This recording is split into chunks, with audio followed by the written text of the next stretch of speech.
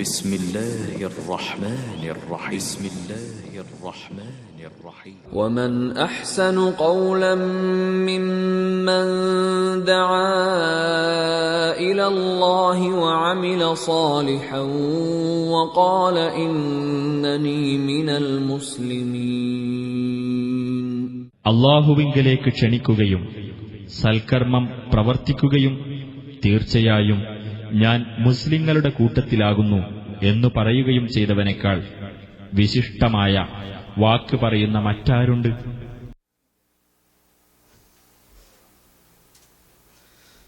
അസ്സലാമു അലൈക്കും വറഹ്മത്തുള്ളാഹി.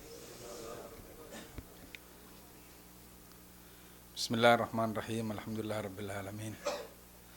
സ്വലാത്തു വസ്സലാമു അലാ അഷ്റഫിൽ മുർസലീൻ വഅലാ ആലിഹി വഅസ്ഹാബിഹി അജ്മഈൻ. അമ്മാ ബഅദ്.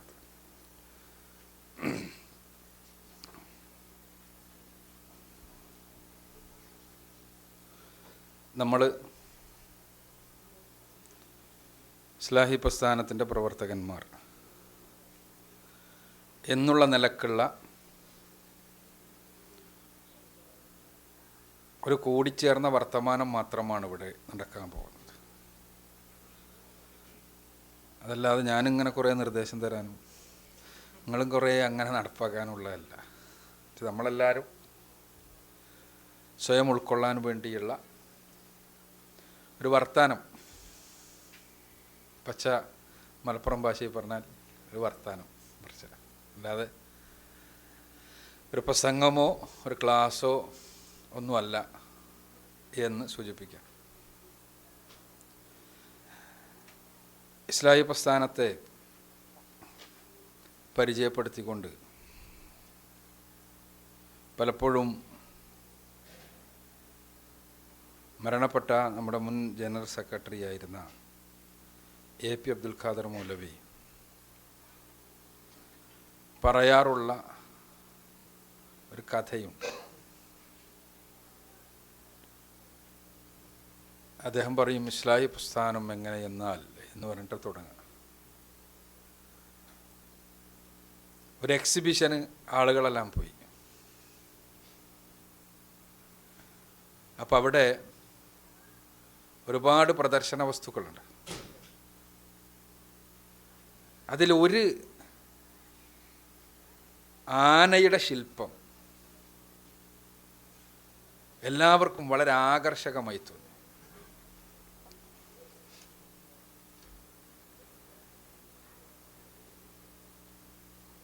അതിങ്ങനെ കരിങ്കല്ലിൽ കൊത്തിവെക്കപ്പെട്ട അതിസുന്ദരമായൊരു ആനയുടെ ശില്പം, ജീവൻ തുടിക്കുന്ന ശരിക്കുള്ള ആനയാണെന്ന് തോന്നിപ്പിക്കുന്ന ശില്പം. അതിങ്ങനെ കണ്ട് അത്ഭുതപ്പെട്ടുകൊണ്ട് നിൽക്കുകയാണ് കാഴ്ചക്കാർ. എങ്ങനെ അത് സാധിച്ചു? അപ്പം ആരോ പറഞ്ഞു അതിൻ്റെ ശില്പിയുണ്ട് അവിടെ ഇരിക്കണം. അപ്പം എല്ലാവരും കൂടി ശില്പിയുടെ അടുത്തേക്ക് ഓടി. ശില്പിയോട് ചോദിച്ചു, എങ്ങനെ ജീവൻ തുടിക്കുന്ന ഒരു സുന്ദരമായ ആനയെ പാറക്കല്ലിൽ നിന്ന് കൊത്തിയെടുക്കാൻ നിങ്ങൾക്ക് സാധിച്ചു? അപ്പം അദ്ദേഹം പറഞ്ഞു, അത് വളരെ എളുപ്പമുള്ള കാര്യമാണ്. അത് വളരെ എളുപ്പമുള്ള കാര്യമാണ്. നിങ്ങൾക്ക് എത്ര വലിപ്പമുള്ള ആനയാണോ വേണ്ടത്, അത്ര വലിപ്പമുള്ള ഒരു പാറക്കല്ലിന് മുന്നിൽ ഉളിയുമായി പോയി നിൽക്കുക. എന്നിട്ട് ആ പാറക്കല്ലിൽ നിങ്ങളൊരു ആനനെ അങ്ങനെ കാണുക. അതിൻ്റെ ശേഷം ആനെല്ലാം തോന്നുന്ന ഭാഗങ്ങളെല്ലാം വെട്ടിക്കളയുക, ചെത്തിക്കളയുക. അപ്പോൾ നിങ്ങൾക്ക് സുന്ദരമായൊരു ആനനെ കിട്ടും. എന്നിട്ട് അദ്ദേഹം പറയും, ഈ കഥയിലുള്ളതുപോലെ ഇസ്ലാഹി പ്രസ്ഥാനം കേരളത്തിലേക്ക് വന്നപ്പോൾ ഇവിടെ പാറക്കല്ല് പോലെയുള്ള മുസ്ലിം സമുദായം, ഇസ്ലാമിൻ്റെ സൗന്ദര്യമൊന്നും അതിനുണ്ടായിരുന്നില്ല. അത് തികച്ചും അപരിഷ്കൃതമായി തോന്നുന്ന രൂപത്തിലുള്ള ഇസ്ലാമിൻ്റെ യഥാർത്ഥത്തിലുള്ള ഖൈറു ഉമ്മ എന്ന് പറഞ്ഞ സവിശേഷതകളൊന്നുമില്ലാത്ത ഒരു സമുദായം. അതിൻ്റെ ഉള്ളിൽ ഖുർആനും സുന്നത്തുമാകുന്ന ഉള്ളികളുമായി ഇസ്ലാഹി പ്രസ്ഥാനത്തിൻ്റെ നേതാക്കന്മാർ പോയി നിന്നു. എന്നിട്ട് ഖുർആനും സുന്നത്തിനും എതിരെയുള്ളതാണ് എന്നവർക്ക് മനസ്സിലായതെല്ലാം അങ്ങനെ ചെത്തി മിനുക്കിയപ്പോൾ കേരളത്തിൽ നവോത്ഥാനത്തിലൂടെ ഒരു ഇസ്ലാഹി സമൂഹത്തിൻ്റെ പ്രവർത്തന ഫലമായി ഒരു ഖൈർ ഉമ്മത്തുണ്ടായി. ഇത് ഒരു കഥയായി പറഞ്ഞു പോകാൻ പറ്റുന്നൊരു കേവല കാര്യം മാത്രമല്ല, അതൊരു വലിയ ഒരു ആദർശ പ്രസ്ഥാനത്തെ സംബന്ധിച്ചിടത്തോളം ഏറ്റവും വലിയ കുറേ പാഠങ്ങളുള്ളൊരു അടിസ്ഥാനപരമായ കഥയാണ്. ഒന്നാമതായി, പോസിറ്റീവ് അല്ലാത്ത ഒരു സമൂഹത്തിന് ഒരു സാമൂഹിക മാറ്റവും ഉണ്ടാക്കാൻ കഴിയില്ല എന്ന വലിയ പാഠമുണ്ട്. പാറക്കല്ലിൻ്റെ മുന്നിൽ പോയി നിന്നിട്ട് ഒരാൾക്ക് പറയാം, ഈ പാറക്കല്ല, ഇതിൻ്റെ ഉള്ളിൽ ആന. അത് കണ്ടില്ലേ, അവിടെ ഇങ്ങനെ മുഴച്ച് നിൽക്കണ്, ഇവിടെ കറുത്ത് നിൽക്കുന്നു, അവിടെ വെളുത്ത നിറാണ്. ഇതാകെ ആനക്ക് പറ്റുന്ന ഒരു ഏർപ്പാടില്ല, അതിൽ ഒരു ആന തന്നെ പറ്റൂല എന്ന് പറയാം. അതേസമയം മുരുമുരുത്ത പാറക്കല്ലിൻ്റെ ഉള്ളിൽ ഒരാനയെ കാണാൻ കഴിയുക എന്നതിന് ലീഡർഷിപ്പ് സയൻസ് പറയും വിഷൻ. അതിനാണ് നേതൃപാടവ ശാസ്ത്രം പറയുക വിഷൻ എന്ന്. എന്താണ് മലയാളത്തിൽ പറയാമെന്ന് എനിക്കറിയില്ല. നമ്മൾ എവിടെ എത്തിച്ചേരണമോ അതിനെക്കുറിച്ചുള്ള ബോധമാണ്, അതിനെക്കുറിച്ചുള്ള ചിത്രമാണത്. നമ്മൾ ആലോചിക്കണം, ആ ചിത്രം ഉണ്ടാകുന്നത് കേരളത്തെ സംബന്ധിച്ചിടത്തോളം ഒരർത്ഥത്തിലും ഒരു ആകർഷണീയതയും ഇല്ലാതിരുന്നൊരു മുസ്ലിം സമുദായത്തിലാണ്. നമ്മൾ ഇസ്ലാഹി പ്രസ്ഥാനത്തിൻ്റെ ചരിത്രത്തെക്കുറിച്ച് പറഞ്ഞു തുടങ്ങുമ്പോൾ സയ്യിദ് സനാഉല്ലാ മക്തി തങ്ങളിൽ നിന്ന് തുടങ്ങാറുണ്ട്. സയ്യിദ് സനാഉല്ലാ മക്തി തങ്ങൾ നമ്മൾ ഇസ്ലാഹി പ്രസ്ഥാനം പുതിയ കാലഘട്ടത്തിൽ മുന്നോട്ട് വെക്കുന്ന എല്ലാ അഖീദാപരമായ വിഷയങ്ങളിലും പൂർണ്ണമായ ബോധ്യമുള്ളയാളായിരുന്നു എന്നതിൻ്റെ അടിസ്ഥാനത്തിലല്ല അദ്ദേഹത്തിലൂടെയാണ് ഇസ്ലാഹി പ്രസ്ഥാനം തുടങ്ങുന്നത് എന്ന് പറയുന്നത്. മറിച്ച് അദ്ദേഹം ഏറ്റെടുത്ത വലിയൊരു ദൗത്യമുണ്ടായിരുന്നു. ആ ദൗത്യം വേറെയൊന്നുമല്ല, ഇസ്ലാമിനെ ഉത്തമ സമുദായം എന്നുള്ള നിലക്ക് മറ്റുള്ളവർക്ക് പരിചയപ്പെടുത്തുക എന്ന ദൗത്യമായിരുന്നു. അക്കാലഘട്ടത്തിൽ ക്രൈസ്തവ മിഷനറിമാർ ഇസ്ലാമിനെ, റസൂലുള്ളാഹി സ്വല്ലല്ലാഹു അലൈഹി വസല്ലമയെ, പരിശുദ്ധ ഖുർആനിനെ വളരെ മോശമായി അവതരിപ്പിച്ചുകൊണ്ട് രംഗത്ത് വന്നിരുന്ന സമയം തെരുവുകളിൽ പ്രഭാഷണങ്ങളായിരുന്നു അക്കാര്യത്തിന് വേണ്ടി. ആ പ്രഭാഷണങ്ങളിൽ അവരുപയോഗിച്ചിരുന്ന ഭാഷയൊന്നും ഇപ്പോൾ പറയാൻ പോലും സാധ്യമല്ല. ഇതിനു വേണ്ടി തന്നെ CG ഫാണ്ടർ എന്ന് പറയുന്ന, ഇതൊന്ന് കുറച്ച് അങ്ങോട്ട് നീക്കാൻ പറ്റും, നേരെ അടിച്ചിട്ടേ ഓഫാക്കിയോ ഇരിക്കാൻ കഴിയും അങ്ങനെ.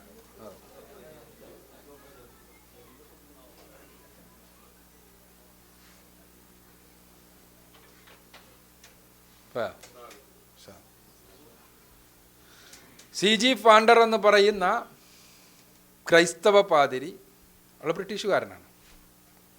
അയാൾ ഇന്ത്യയിൽ വന്ന് ഉറുദു ഭാഷയും അറബി ഭാഷയും പാർസി ഭാഷയും എല്ലാം പഠിച്ച് മീസാനുൽ ഹഖ് എന്ന പുസ്തകം എഴുതുകയും ആ പുസ്തകത്തിൻ്റെ അടിസ്ഥാനത്തിൽ റവറൻഡ് ക്ലെയർ ടിസ്ഡാൽ എന്ന് പറയുന്ന മറ്റൊരു പാതിരി ക്രൈസ്തവ മിഷനറിമാർക്ക് എങ്ങനെയാണ് മുസ്ലിങ്ങളെ ക്രൈസ്തവവൽക്കരിക്കേണ്ടത് എന്ന വിഷയത്തിൽ പരിശീലനം നൽകുകയും ചെയ്തിരുന്ന കാലം. ആ സമയത്താണ് മക്തി തങ്ങൾ ജീവിക്കുന്നത്. അദ്ദേഹം ഇസ്ലാമിനെതിരെ ഇവർ ഉന്നയിക്കുന്ന വാദങ്ങൾക്ക് മറുപടി പറഞ്ഞുകൊണ്ടാണ് തുടങ്ങുന്നത് എന്നർത്ഥം. റസൂലുള്ളാഹി സ്വല്ലല്ലാഹു അലൈഹി വസല്ലമയെക്കുറിച്ച് വളരെ മോശമായി ചിത്രീകരിച്ചുകൊണ്ട് എഴുതപ്പെട്ട ഒരു പുസ്തകം, അത് ഹെർമൻ ഗുണ്ടർട്ടിൻ്റെതായിരുന്നു. ഹെർമൻ ഗുണ്ടർട്ടിനെ മലയാളിക്ക് പരിചയം ഭാഷാശാസ്ത്രജ്ഞനായിട്ടാണ്. മലയാള ഭാഷയുടെ ആദ്യത്തെ ഡിക്ഷണറി ഉണ്ടാക്കിയ ആൾ, മലയാള ഭാഷയ്ക്ക് വ്യാകരണ ഗ്രന്ഥമുണ്ടാക്കിയ ആൾ. ഇതെല്ലാമാണ് ഹെർമൻ ഗുണ്ടർട്ട് മലയാളിയെ സംബന്ധിച്ചിടത്തോളം. പക്ഷേ അദ്ദേഹം ഇവിടെ നിർവഹിച്ച ആദ്യത്തെ ഒരു ദൗത്യം, നല്ല മലയാളത്തിൽ ആദ്യത്തെ നബി നിന്ന ഗ്രന്ഥം, നബി വിമർശന ഗ്രന്ഥം എഴുതുക എന്നുള്ളത്. അതിന് മറുപടി എഴുതിക്കൊണ്ടാണ് മക്തി തങ്ങൾ തുടങ്ങുന്നത്. നബി നാണയം എന്ന പുസ്തകം അതാണ്. ഞാൻ ചരിത്രം കൂടുതൽ പറയല്ല, മറിച്ച് അന്ന് സ്വാഭാവികമായും അദ്ദേഹം ഹിന്ദു മതത്തിലും ക്രിസ്തു മതത്തിലും നല്ല അഗാധ ജ്ഞാനമുള്ളായിരുന്ന ആളാണ്. അദ്ദേഹം പുരാണങ്ങളിലുള്ള ജ്ഞാനം ഉപയോഗപ്പെടുത്തി ജനങ്ങളെ നമുക്ക് പ്രസംഗിക്കുന്ന സമയത്ത് ഹിന്ദുക്കൾ അദ്ദേഹത്തെ ഒരുപാട് ആദരിച്ചിരുന്നു. അതുകൊണ്ട് തന്നെ ആ സമയം ഉപയോഗപ്പെടുത്തി അദ്ദേഹം ഹിന്ദു സഹോദരങ്ങൾക്ക് ഇസ്ലാമിനെ എത്തിച്ചു കൊടുക്കാൻ വേണ്ടി ശ്രമിച്ചു. ഇസ്ലാമിൻ്റെ യഥാർത്ഥത്തിലുള്ള ചിത്രം അവർക്ക് അവതരിപ്പിച്ചു. ഈ സമയത്താണ് ഹിന്ദുക്കൾ തിരിച്ചു ചോദിക്കുന്നത്, നിങ്ങളീ പറയുന്ന ഇസ്ലാം എവിടെ, നിങ്ങളീ പറയുന്ന ഇസ്ലാം എവിടെ എന്ന ചോദ്യം. അപ്പോഴാണ് മൂപ്പര് തിരിഞ്ഞു നോക്കുന്നത്. തിരിഞ്ഞു നോക്കുമ്പോഴാണ് ഖുർആനിലും നബിചര്യയിലും മാത്രമാണ് ഇസ്ലാം ഉള്ളൂ, സമൂഹത്തിലില്ല എന്ന് ബോധ്യപ്പെടണം. അങ്ങനെയാണ് മക്തി മനക്ലേശം എന്ന പുസ്തകം എഴുതുന്നത്. അദ്ദേഹത്തിൻ്റെ അടുത്ത തലമുറയിലോ അല്ലെങ്കിൽ അദ്ദേഹം ഏറ്റെടുത്ത ദൗത്യം ഏറ്റെടുത്തുകൊണ്ട് പോകുന്ന അടുത്തയാൾ നമ്മൾ കാണുന്നത് മക്കം മൗലവിയാണ്. മക്കം മൗലവി എന്ന ദേശീയ സമരത്തിൻ്റെ നേതാവ്. ആ ദേശീയ സമരത്തിൽ പങ്കെടുത്തുകൊണ്ട് ജീവിക്കുമ്പോൾ ഇസ്ലാമിനെ മറ്റുള്ളവർക്ക് പരിചയപ്പെടുത്തുന്നതിന് വേണ്ടി ഇസ്ലാം മത തത്വജ്ഞാനം എന്ന പുസ്തകം എഴുതുന്നു. ഈ പുസ്തകത്തിൻ്റെ പശ്ചാത്തലത്തിൽ ഇസ്ലാമിക സമൂഹത്തെ അദ്ദേഹം നോക്കിക്കാണുമ്പോൾ ആ സമൂഹത്തിൽ കാണുന്നതൊന്നും ഇസ്ലാമിലുള്ളതല്ല. അവിടെ നിന്നാണ് വൈയക്തികമായ അദ്ദേഹത്തിൻ്റെ പോരാട്ടം തുടങ്ങുന്നത്. അവിടെ നിന്ന് ഈ പറഞ്ഞതുപോലെ ഇസ്ലാമിൻ്റെതായ ഒരു സവിശേഷതയുമില്ലാത്തൊരു സാമൂഹ്യ സംവിധാനം ആകെ ഉണ്ടായിരുന്നത് എന്തെങ്കിലും ചെയ്യുന്ന ആളുകളെ കാഫറാക്കാനുള്ള കുറേ പണ്ഡിതന്മാർ മാത്രമായിരുന്നു. ഉത്തരേന്ത്യയിലും ഈ സമയത്ത് ഏകദേശം സെയ്ദ് സനാഉള്ള അമൃതസരി എന്ന് പറയുന്ന പണ്ഡിതൻ, അദ്ദേഹത്തിന് 4 തരം ശത്രുക്കളായിരുന്നു. അദ്ദേഹം ഒരു ആര്യസമാജത്തിൻ്റെ നേതാവ് ദയാനന്ദ സരസ്വതി മുസ്ലിങ്ങളെ ഹിന്ദുവാക്കാൻ വേണ്ടി ശ്രമിച്ചുകൊണ്ട് രംഗത്ത് വന്നപ്പോൾ അദ്ദേഹം എഴുതിയ പുസ്തകം സത്യാർത്ഥ പ്രകാശ് എന്നായിരുന്നു. അതിലെ 14ാമത്തെ സമുല്ലാസത്തിൽ സമുല്ലാസം എന്ന് പറഞ്ഞാൽ അധ്യായത്തിന് അദ്ദേഹം പറഞ്ഞ പേര് ഇസ്ലാം മത ഖണ്ഡനമാണ്. പരിശുദ്ധ ഖുർആന്റെ അടിസ്ഥാനത്തിലുള്ള ഇസ്ലാമിനെ വളരെ മോശമായി ഗണ്ണിക്കുന്നത്. അതിന് മറുപടി എഴുതുന്നത് ഈ സെയ്ദ് സനാഉള്ള അമൃതസരിയാണ്. അമൃതസരി അതിന് ഹക്ക് പ്രകാശൻ എന്ന് പറഞ്ഞിട്ട് പുസ്തകം എഴുതി. അവിടെ ആര്യസമാജക്കാർ ഒരു വശത്ത്, മറ്റൊരു വശത്ത് ക്രൈസ്തവ മിഷനറിമാർ, വേറൊരു വശത്ത് ഖാദിയാനികൾ ആദ്യം കാഫറാണെന്ന് ഫത്വ നൽകിയ ആളാണ് അദ്ദേഹം. കാരണം ഖാദിയാനി പ്രവാചകന്റെ മിർസ അഹമ്മദ് ഖാദിയാനിയുടെ വെല്ലുവിളി ഉണ്ടായിരുന്നു മുബാഹലക്ക് വേണ്ടി, ശാപപ്രാർത്ഥനയ്ക്ക് വേണ്ടി. ആ വെല്ലുവിളിക്ക് ആദ്യം ഉത്തരം നൽകിയ ആളാണ് അദ്ദേഹം. അപ്പോൾ ഖാദിയാനികൾ മറ്റൊരു വശത്ത്, ഇസ്ലാമിൻ്റെ മുസ്ലിങ്ങളല്ലാത്ത 3 വിഭാഗത്തോടും ഒരേപോലെ പോരടിച്ചു കൊണ്ട് നിന്നിരുന്നയാൾ. അദ്ദേഹത്തിൻ്റെ പ്രഭാഷണ കലയും സംവാദ കലയുമെല്ലാം അക്കാലഘട്ടത്തിൽ ഏറെ ചർച്ച ചെയ്യപ്പെട്ടു. ദയാനന്ദ സരസ്വതി വലിയ സംവാദകനായിരുന്നു. പക്ഷേ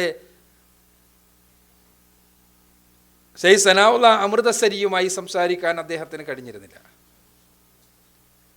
സമയത്താണ് ഒരു ക്രൈസ്തവ മിഷനറിയുടെ, ഞാൻ അന്നത്തെ സാമൂഹ്യാവസ്ഥ പറയാൻ വേണ്ടിയാണ് പറയുന്നത്, ഒരു ക്രൈസ്തവ മിഷനറിയുടെ വെല്ലുവിളിക്ക്, സ്റ്റേജിൽ നിന്ന് വെല്ലുവിളിക്കുകയാണ്, ഏതെങ്കിലും മുസ്ലിങ്ങൾ ഈ വിഷയത്തിൽ സംവാദത്തിനൊരുക്കമുണ്ടെങ്കിൽ കയറി വരണം എന്ന് പറഞ്ഞിട്ട്. അവിടേക്കാണ് സയ്യിദ് സനാഉള്ള അമൃതസരി മെല്ലെ ഇങ്ങനെ കയറി ചെല്ലണത്. കയറി ചെന്നപ്പോൾ പാതിരി, ഇതാര് സയ്യിദ് സനാഉള്ളയാണോ, ശരി എന്ന് പറഞ്ഞ് അദ്ദേഹത്തിൻ്റെ ലോഹയുടെ പോക്കറ്റിൽ നിന്ന് ഒരു കടലാസ് എടുക്കുകയാണ്. അതിൽ ഇന്ത്യയിലെ തലയെടുപ്പുള്ള 40 പണ്ഡിതന്മാർ സംയുക്തമായി പുറപ്പെടുവിച്ച ഫത്വയുണ്ട്. ആ ഫത്വയിൽ പറയുന്നത് സയ്യിദ് സനാഉള്ള അമൃതസരി കാഫറാണ് എന്നാണ്. എന്നിട്ട് പാതിരി പറഞ്ഞു, ഞാൻ വെല്ലുവിളിച്ചത് മുസ്ലിങ്ങളെയാണ്, നിങ്ങളും ഞാനെല്ലാം ഒരേപോലെയാണ് മുസ്ലിം സമൂഹത്തെ സംബന്ധിച്ചിടത്തോളം. നിങ്ങൾ മുസ്ലിം അല്ല, ഞാനും മുസ്ലിം അല്ല, ഞാൻ വെല്ലുവിളിച്ചത് മുസ്ലിങ്ങളെയാണ്. അമൃതസരി വിട്ടില്ല. അമൃതസരി ചിരിച്ചുകൊണ്ട് പറഞ്ഞു, ശരി അങ്ങനെയാണോ, അഷ്ഹദു അൻ ലാ ഇലാഹ ഇല്ലല്ലാഹ് വ അഷ്ഹദു അന്ന മുഹമ്മദർ റസൂലുള്ളാഹ്, ഞാൻ മുസ്ലിം ആയിരിക്കുന്നു, ഇനി നമുക്ക് സംവാദം തുടങ്ങാം. ആ സമൂഹത്തിൻ്റെ അവസ്ഥയാണ് ഞാൻ പറയുന്നത്. ഏകദേശം അതേ അവസ്ഥ കേരളത്തിൽ. ഈ ഒരു അവസ്ഥയിൽ നിന്നാണ് ഇസ്ലാഹി പ്രസ്ഥാനം ഉണ്ടാകുന്നത്. സമൂഹത്തെ എല്ലാ തലത്തിലും സംസ്കരിക്കുന്നതിന് വേണ്ടി. ചരിത്രം പഠിക്കുന്നവർക്ക് അത്ഭുതം തോന്നുന്നൊരു കാര്യമുണ്ട്. 1924 രൂപീകരിക്കപ്പെട്ട് 12 വാർഷിക സമ്മേളനങ്ങളിലൂടെ കേരളത്തിലെ മുസ്ലിങ്ങളുടെ ഭാവി എങ്ങനെയാകണമെന്ന് നിർണയിച്ച കേരള മുസ്ലിം ഐക്യസംഘം എന്ന പ്രസ്ഥാനം, ആ പ്രസ്ഥാനത്തിൻ്റെ ഓരോ സമ്മേളനത്തിലെയും പ്രമേയങ്ങൾ നമ്മളൊന്ന് വായിക്കണം. ഇന്ന് മുസ്ലിങ്ങൾ എവിടെയൊക്കെ നിൽക്കുന്നുവോ അതെല്ലാം അന്നത്തെ മുസ്ലിം കേരളത്തിൻ്റെ, നേരത്തെ പറഞ്ഞ വെറും പാറക്കെട്ടിന് പുറത്തുള്ള മുരുമുരുപ്പ് പോലെ ഇസ്ലാമിൻ്റെ ഒരു സൗന്ദര്യവും പ്രകടിപ്പിക്കാത്ത ആ സമൂഹത്തിൻ്റെ നടുവിൽ നിന്നുകൊണ്ട് സ്വപ്നം കാണാൻ അവർക്ക് സാധിച്ചു. സ്വപ്നം കണ്ട് അവർ കിടന്നുറങ്ങായിരുന്നില്ല. അവർ സ്വപ്നം കണ്ട് പണിയെടുക്കുകയായിരുന്നു. ലീഡർഷിപ്പ് സയൻസിൽ സ്വപ്നാടംവണ്ണം ഉറക്കത്തിൽ കാണുന്നൊരു സാധനമല്ല. സ്വപ്നം കാണുക എന്ന് പറയുന്നത് ഉറക്കത്തിൽ കാണുന്നതല്ല. നമ്മുടെ മുൻ പ്രസിഡൻ്റായിരുന്ന കലാമിൻ്റെ ഒരു വാക്ക് ഏറെ ഉദ്ധരിക്കപ്പെടാറുണ്ട്. അദ്ദേഹം പറഞ്ഞത്, ഉറക്കത്തിൽ കാണുന്നതല്ല സ്വപ്നം, മറിച്ച് എന്തൊരു കാര്യം നിങ്ങളുടെ മനസ്സിലുണ്ടായോ ആ മനസ്സിലുണ്ടാകുന്നത് മുതൽ നിങ്ങൾക്ക് ഉറക്കം നഷ്ടപ്പെടുന്നത് എന്താണ്, അതാണ് സ്വപ്നമെന്ന്. അതായിരുന്നു കേരളത്തിലെ മുസ്ലിം നവോത്ഥാന നായകരുടെ സ്ഥിതി. അവർ ഈ സമുദായത്തെക്കുറിച്ച് സ്വപ്നം കണ്ടത് മുതൽ അവർ ഉറങ്ങിയിട്ടില്ല. അവരുടെ മുഴുസമയവും ഈ സമുദായത്തിൻ്റെ സംസ്കരണമായിരുന്നു. പക്ഷേ അവർ കണ്ട സ്വപ്നങ്ങൾ ഓരോന്നോരോന്നായി സമൂഹത്തിൽ പൂത്തുലഞ്ഞു നിൽക്കുന്ന ഇക്കാലഘട്ടത്തിൽ എന്നെപ്പോലെയുള്ള ആളുകൾ അവരെല്ലാം വിരിച്ച വിരിപ്പിൽ കിടക്കാൻ വേണ്ടി മാത്രം ഭാഗ്യം കിട്ടിയവരാണ്. എല്ലാം വിരിച്ചു വച്ചതാണ് ഈ വിരിപ്പ്. നമുക്കൊന്ന് പറയുന്നത് ശരിയാണോന്ന് എനിക്കറിയില്ല, എനിക്കൊന്നും തന്നെ ആ രൂപത്തിലുള്ള അവർ അനുഭവിച്ചതുപോലെയുള്ള ഇത് വിരിക്കാൻ വേണ്ടിയുള്ള പ്രയാസങ്ങൾ അനുഭവിക്കേണ്ടി വന്നിട്ടില്ല. അവർ കണ്ട സ്വപ്നം ഞാൻ പറഞ്ഞല്ലോ, ഈ 12 പ്രമേയങ്ങളിലൂടെ നമ്മൾ പോകുമ്പോൾ അന്നത്തെ മുസ്ലിം കേരളത്തിൻ്റെ സാമൂഹ്യാവസ്ഥയും കൂടി പരിശോധിക്കുമ്പോൾ എത്ര വലിയ വിഷനറീസ് ആയിരുന്നു അവർ എന്ന് നമുക്ക് മനസ്സിലാകും. അവർ ഈ സ്വപ്നങ്ങൾ കാണുന്നത് ഇംഗ്ലീഷ് ഭാഷ നരകത്തിലെ ഭാഷയാണ് എന്ന് പറയുന്ന സമയത്താണ്. അവർ കണ്ട സ്വപ്നം ഇംഗ്ലീഷ് ഭാഷ കൈകാര്യം ചെയ്തുകൊണ്ട് രാജ്യത്തിൻ്റെ ഉന്നതമായ അധികാര ശ്രേണിയിലേക്ക് നടന്നു പോകുന്ന ആളുകളുണ്ടാകുന്ന മുസ്ലിം സമുദായം എന്ന സ്വപ്നമാണ്. ഈ അടുത്ത് മരണപ്പെട്ട ഈ അഹമ്മദ് സാഹിബ് ഇന്ത്യ രാജ്യത്തിൻ്റെ പ്രതിനിധിയായി UN നടത്തിയ 11 പ്രഭാഷണങ്ങളുണ്ട്. നമ്മൾ വായിക്കണം. അത് ആ 11 പ്രഭാഷണങ്ങളിലും അദ്ദേഹം പുലർത്തിയ ഭാഷാപരമായ, സാങ്കേതികമായ, ഒപ്പം തന്നെ രാഷ്ട്രീയമായ മികവുണ്ട്. അഹമ്മദ് സാഹിബിൻ്റെ രാഷ്ട്രീയ വീക്ഷണത്തോട് നമുക്ക് യോജിക്കാം, വിയോജിക്കാം. പക്ഷേ അദ്ദേഹത്തിൻ്റെ ആ ചാതുരിയോട്, രാഷ്ട്രമീമാംസാ ചാതുരിയോട് ഈ പ്രസംഗങ്ങൾക്ക് വായിച്ചാൽ നമുക്ക് ആദരവ് തോന്നാതിരിക്കില്ല. ഞാൻ പറയുന്നത് ഇംഗ്ലീഷ് ഭാഷ നരകത്തിലെ ഭാഷയാണ് എന്ന് പറഞ്ഞിടത്ത് നിന്ന് അവർ കണ്ട സ്വപ്നത്തിൻ്റെ സാക്ഷാത്കാരം അങ്ങകലെ ജനീവയിലെ UN ഹെഡ്ക്വാർട്ടേഴ്സിൽ മുടങ്ങിയെങ്കിൽ ആ സ്വപ്നം കാണാൻ കഴിവുള്ള ആളുകളുടെ ത്യാഗം കൊണ്ടാണ് അത് എന്ന് നമ്മൾ മനസ്സിലാക്കണം. പെണ്ണുങ്ങൾക്ക് പഠിക്കാൻ പോലും പാടില്ല എന്ന്, എഴുത്ത് പഠിച്ചാൽ അത് അപകടമുണ്ടാക്കുമെന്ന്, എഴുത്ത് പഠിച്ചു കഴിഞ്ഞാൽ അതുവഴി അവർ പ്രേമലേഖനം എഴുതി ആകെ കുഴപ്പമുണ്ടാകുമെന്ന് എല്ലാം പണ്ഡിതന്മാർ പറഞ്ഞു കൊടുത്തിരുന്ന സമയം അത് ഏറെ വിദൂരത്തൊന്നുമല്ല. പിന്നിലേക്ക് പോകുമ്പോൾ വളരെ വളരെ വിദൂരത്തൊന്നുമല്ല. 1920കളിലേക്ക് പോലും പോകേണ്ടതില്ല. 1970കൾക്ക് ശേഷം പോലും കോഴിക്കോട് ഒരു ഹിന്ദുവിന് പ്രേമലേഖനം എഴുതി അങ്ങനെ ആ പ്രേമം വളർന്ന് വികസിച്ച് അവസാനം രണ്ടുപേരും ആത്മഹത്യ ചെയ്യുന്ന വിധാനത്തിലെത്തിയപ്പോൾ വരെ 1970കളിലാണത്. നമ്മളെ പണ്ഡിതന്മാർ പറഞ്ഞത് പെണ്ണുങ്ങൾക്ക് അക്ഷരം പഠിപ്പിക്കാൻ പാടില്ലെന്ന് ഞങ്ങൾ മുമ്പേ പറഞ്ഞില്ല, അത് കേൾക്കാത്തതുകൊണ്ടാണിത് എന്നാണ്. പറഞ്ഞ ആളുകൾക്ക് പിൻഗാമികളില്ല. പറഞ്ഞ ആളുകൾ ഇന്ന് തങ്ങളുടെ വനിതാ കോളേജുകളെ കുറിച്ച് പറഞ്ഞ് ജാഗരം കൊള്ളുകയാണ്.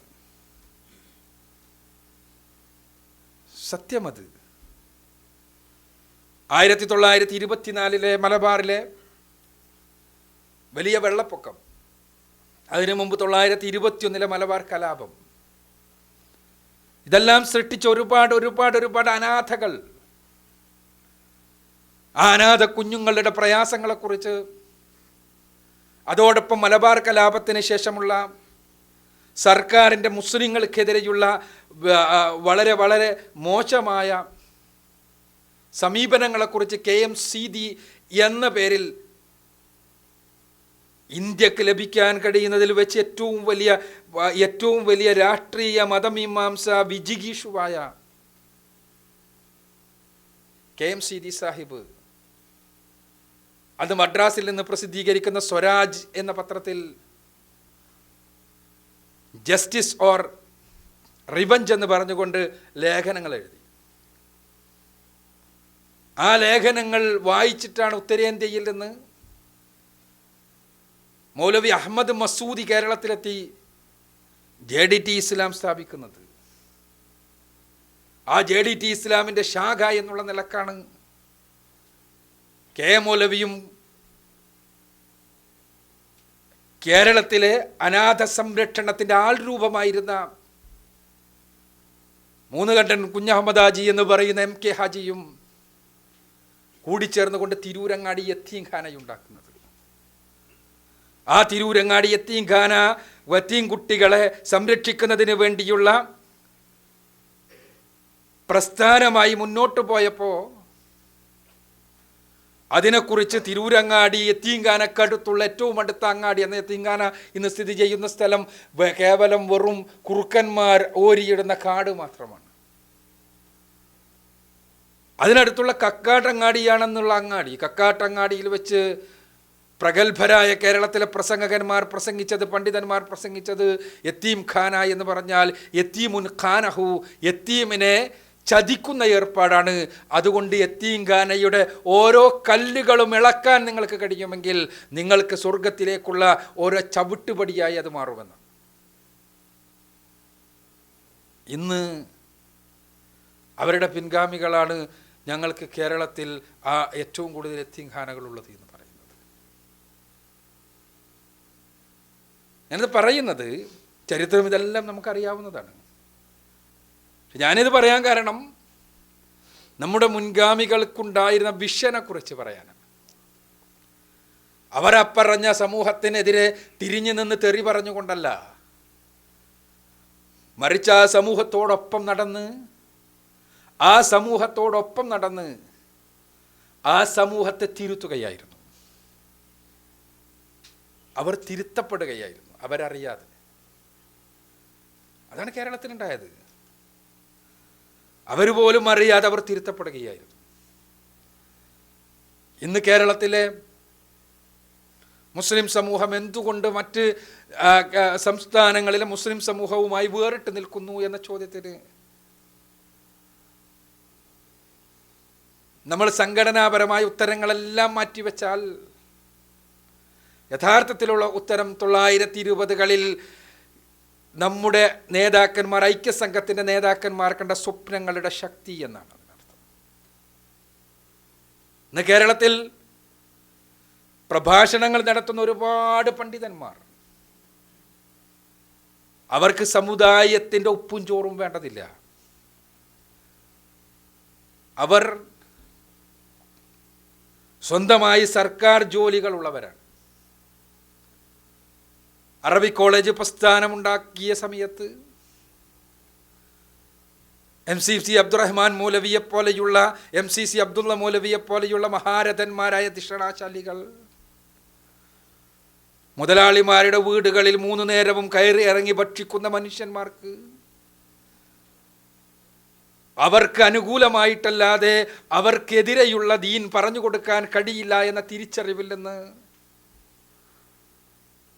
അത്തരം പ്രസ്ഥാനങ്ങൾ ഉണ്ടായപ്പോൾ, അറബി കോളേജ് പ്രസ്ഥാനം ഉണ്ടായപ്പോൾ അവർ കണ്ട സ്വപ്നത്തിൻ്റെ സാക്ഷാത്കാരമാണ് നമ്മൾ ഇന്ന് കാണുന്ന സുല്ലമികളും മദനികളും സ്വലാഹികളും ഫാറൂഖികളും എല്ലാം അടങ്ങുന്ന പ്രബോധക കൂട്ടായ്മ. ഇന്ന് എനിക്ക് തോന്നുക പലപ്പോഴും സ്വപ്നങ്ങൾ നഷ്ടപ്പെട്ടിരിക്കുന്നു എന്നാണ്. നമുക്ക് കാണാനുള്ളത് ഉറക്കത്തിലെ സ്വപ്നങ്ങൾ മാത്രമായിരിക്കുന്നു. ഒന്നുപോയി എന്ന് നമ്മൾ പരിശോധിക്കണം. സ്വപ്നങ്ങൾ നഷ്ടപ്പെടുമ്പോൾ നമ്മൾ നമ്മളിലേക്ക് ചുരുങ്ങും. നാം സമൂഹത്തെക്കുറിച്ച് ചിന്തിക്കാതെയാകും. സമൂഹം നമ്മുടെ പ്രധാനപ്പെട്ട ഒരു കൺസേൺ ആയിത്തീരുന്നത് നമ്മൾ സമൂഹത്തിന് വേണ്ടി ചെയ്യണമെന്ന് ആഗ്രഹിക്കുമ്പോഴാണ്. കേരളത്തിലെ ഒരു മുസ്ലിം അയാൾ ശിർക്ക് ചെയ്യുന്ന സന്ദർഭത്തിൽ നമ്മുടെ മനസ്സ് വേദനിക്കുകയാണ്. എന്തുകൊണ്ടെന്നാൽ സ്വർഗത്തിൽ ഒരിക്കലും അടുപ്പിക്കപ്പെടാത്ത ഒരു പാപമാണല്ലോ എൻ്റെ സഹോദരൻ ചെയ്തുകൊണ്ടിരിക്കുന്നത് എന്ന സങ്കടം. ഈ സങ്കടമാണ് ഇസ്ലാഹി പ്രസ്ഥാനത്തെ നമ്മെ ഒരുമിച്ച് ചേർക്കുന്നത്. ആ സങ്കടത്തിൽ നിന്നുണ്ടാകുന്ന ഗുണകാംക്ഷയാണ് പ്രബോധന പ്രവർത്തനങ്ങളായി പുറത്തേക്ക് വരുന്നത്. അത് അവരുടെ മുന്നിൽ ആളാകുന്നതിന് വേണ്ടിയുള്ള പ്രവർത്തനമല്ല, അവരുടെ ആരുടെയും നല്ല സർട്ടിഫിക്കറ്റ് ലഭിക്കുവാൻ വേണ്ടിയുള്ള പ്രവർത്തനവുമല്ല, മറിച്ച് അവരെ രക്ഷപ്പെടുത്തുവാൻ, അവരെ നന്മയിലേക്ക് നയിക്കാൻ, നാളെ അള്ളാഹുവിൻ്റെ തൃപ്തിക്ക് പാത്രമാകുന്ന ആളുകളിൽ ആളുകൾ നമ്മളിൽ ഉൾപ്പെടുന്നത് പോലെ അവരും ഉൾപ്പെടണമെന്ന അഗാധമായ ഉത്കടമായ ആഗ്രഹം. ഇതാണ് ഇസ്ലാഹി പ്രസ്ഥാനത്തിൻ്റെ സവിശേഷത. പ്രവാചകന്മാർ മുഴുവനും ഏറ്റെടുത്ത വലിയ ദൗത്യമാണ് നമ്മൾ ഏറ്റെടുത്തിട്ടുള്ളത്. ആ ദൗത്യം നമുക്കറിയാം, ഏറെ പ്രയാസമുള്ള ദൗത്യമാണ്. ആ ദൗത്യത്തെക്കുറിച്ച് കണ്ട സ്വപ്നങ്ങളിൽ വലിയ പ്രതീക്ഷകളുണ്ടായിരുന്നു നമ്മുടെ മുൻഗാമികൾക്ക്. AP അബ്ദുൽ ഖാദർ മൗലവി അദ്ദേഹത്തിൻ്റെ അവസാനകാല പ്രസംഗങ്ങളിൽ പ്രത്യേകമായി എടുത്തു പറയുന്ന ഒരു വർത്തമാനം നിങ്ങളുമായി പങ്കുവെക്കുന്നത് അനുചിതമാവില്ല എന്ന് ഞാൻ കരുതുന്നു. അദ്ദേഹം ആദ്യമായി മക്കയിലെത്തിയ സന്ദർഭത്തെക്കുറിച്ച് അദ്ദേഹം പറയാറുണ്ട്. മക്കയിലെത്തിയപ്പോൾ, ഉംറ നിർവഹിച്ചപ്പോൾ പ്രാർത്ഥനയ്ക്ക് ഉത്തരം ലഭിക്കുന്ന സ്ഥലങ്ങളിലെല്ലാം ചെന്ന് വൈയക്തികമായ വിഷയങ്ങളിൽ അള്ളാഹുവിനോട് പ്രാർത്ഥിച്ചതിന് ശേഷം ഏറ്റവും അധികം ഞങ്ങൾ പ്രാർത്ഥിച്ചത്, പടച്ചവനെ, കേരളത്തിൽ ഒരു സ്ഥലത്തും ഈ തൗഹീദിൻ്റെ സന്ദേശം എത്താത്തതായി ഉണ്ടാകരുതേ എന്നാണ്. അതൊരു വിഷനാണ്, വലിയൊരു സ്വപ്നം. കേരളത്തിൽ എല്ലായിടത്തും ഇസ്ലാഹി പ്രസ്ഥാനത്തിൻ്റെ സന്ദേശം എത്താത്തതായി ഉണ്ടാകരുത് എന്ന സ്വപ്നം.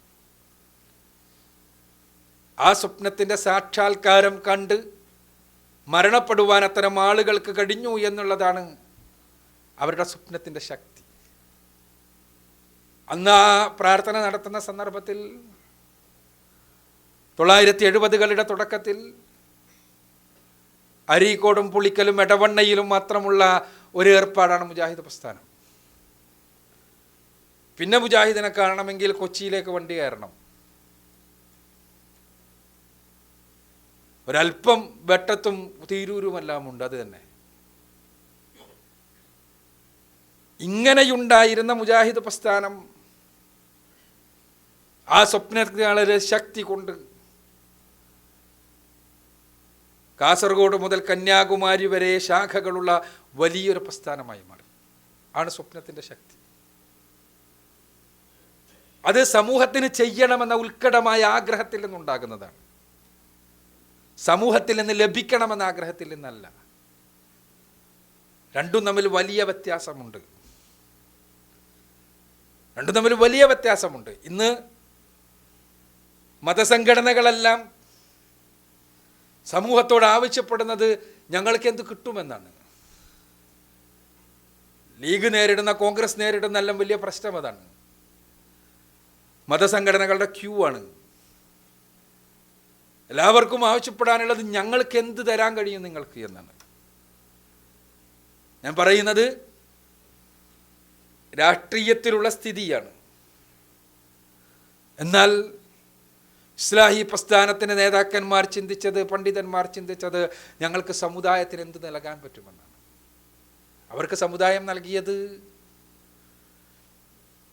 ആരോപണങ്ങളും പീഡനങ്ങളും പ്രയാസങ്ങളുമായിരുന്നു എന്നത് ചരിത്രം. അവർ സമൂഹത്തിന് നൽകിയത്, ഞാൻ പറഞ്ഞതുപോലെ UN-ലടക്കം സംസാരിക്കുവാൻ ശേഷിയുള്ള ആളുകളെ സൃഷ്ടിക്കുന്നതിന് ത്യാഗം ആവശ്യമുള്ള സമയത്ത് ത്യാഗം സഹിക്കുക എന്ന വലിയ പ്രവർത്തനം അവർ നൽകുകയായിരുന്നു. അവർ നൽകിയത് കൊണ്ട് തന്നെ സമൂഹത്തിന് അവരെ ആവശ്യമായിരുന്നു. കെ മൗലവി എന്ന കാത്തിബ് മുഹമ്മദ് മൗലവിക്ക് അങ്ങാടിയിൽ നിന്ന് ഒരു കട്ടൻ ചായ പോലും കുടിക്കാൻ കഴിയാത്ത വിധത്തിൽ അദ്ദേഹം കാഫറാണ് എന്ന് മുദ്ര കുത്തിയ സമയത്തും ആ കെ മൗലവിയെ സമുദായത്തിലെ സാധാരണക്കാർക്ക് ആവശ്യമുണ്ടായിരുന്നു.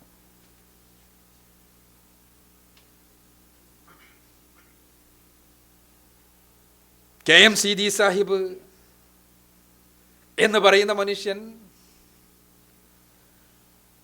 എഴുത്ത് പഠിക്കാൻ വേണ്ടി സ്കൂളിലേക്ക് പോകുമ്പോൾ കള്ളക്കാഫർ പോകുന്നു എന്ന് അബ്ദുറഹ്മാൻ സാഹിബിനെയും KM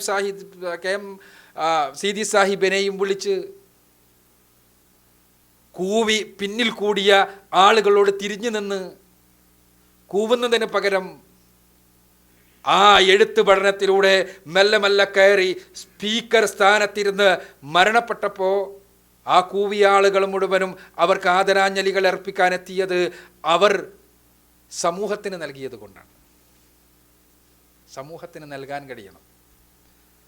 ഇത് ഇസ്ലാഹി പ്രസ്ഥാനത്തിൻ്റെ എന്നല്ല, മുസ്ലിമിൻ്റെ ദൗത്യമാണ്. അത് നൽകുന്നത്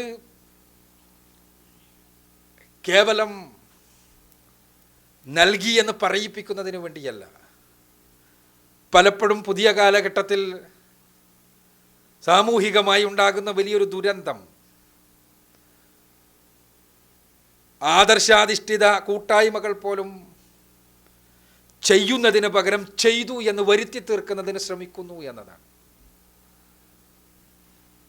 അത് രണ്ടും തമ്മിൽ വലിയ വ്യത്യാസമുണ്ട്. ചെയ്യുമ്പോൾ അവിടെ ലക്ഷ്യങ്ങളില്ല, സ്വാർത്ഥമായ ലക്ഷ്യങ്ങളില്ല, കൃത്യമായി സാമൂഹികമായ ലക്ഷ്യങ്ങളാണുള്ളത്. ചെയ്തു എന്ന് വരുത്തി തീർക്കുമ്പോൾ അവിടെ സ്വന്തത്തിലേക്ക് ചുരുങ്ങുകയാണ് നമ്മൾ. ഇസ്ലാഹി പ്രസ്ഥാനം ചെയ്യുകയായിരുന്നു. ആ ചെയ്തതുകൊണ്ട്, സമൂഹത്തിന് നന്മകൾ നൽകിയതുകൊണ്ട് സമൂഹം ഇന്ന് ഈ രൂപത്തിലായി. ഞാൻ ഇതെല്ലാം പറയുന്നത് നമുക്ക് പുതിയ കാലഘട്ടത്തിൽ നമ്മുടെ വിഷൻ, നമ്മുടെ സ്വപ്നങ്ങൾ, നമ്മുടെ ലക്ഷ്യങ്ങൾ അത് കൂടുതൽ കൂടുതൽ അർത്ഥവത്താകേണ്ട ഒരു കാലത്താണ് ജീവിക്കുന്നത് എന്ന് നമ്മൾ അറിയാൻ വേണ്ടിയാണ്. മക്തി തങ്ങളുടെ കാലത്ത് അവസ്ഥാവിശേഷം പുനർസൃഷ്ടിക്കപ്പെടുകയാണ്. 1921 അവസ്ഥാവിശേഷം പുനരാഗമനം നടത്തുകയാണ്.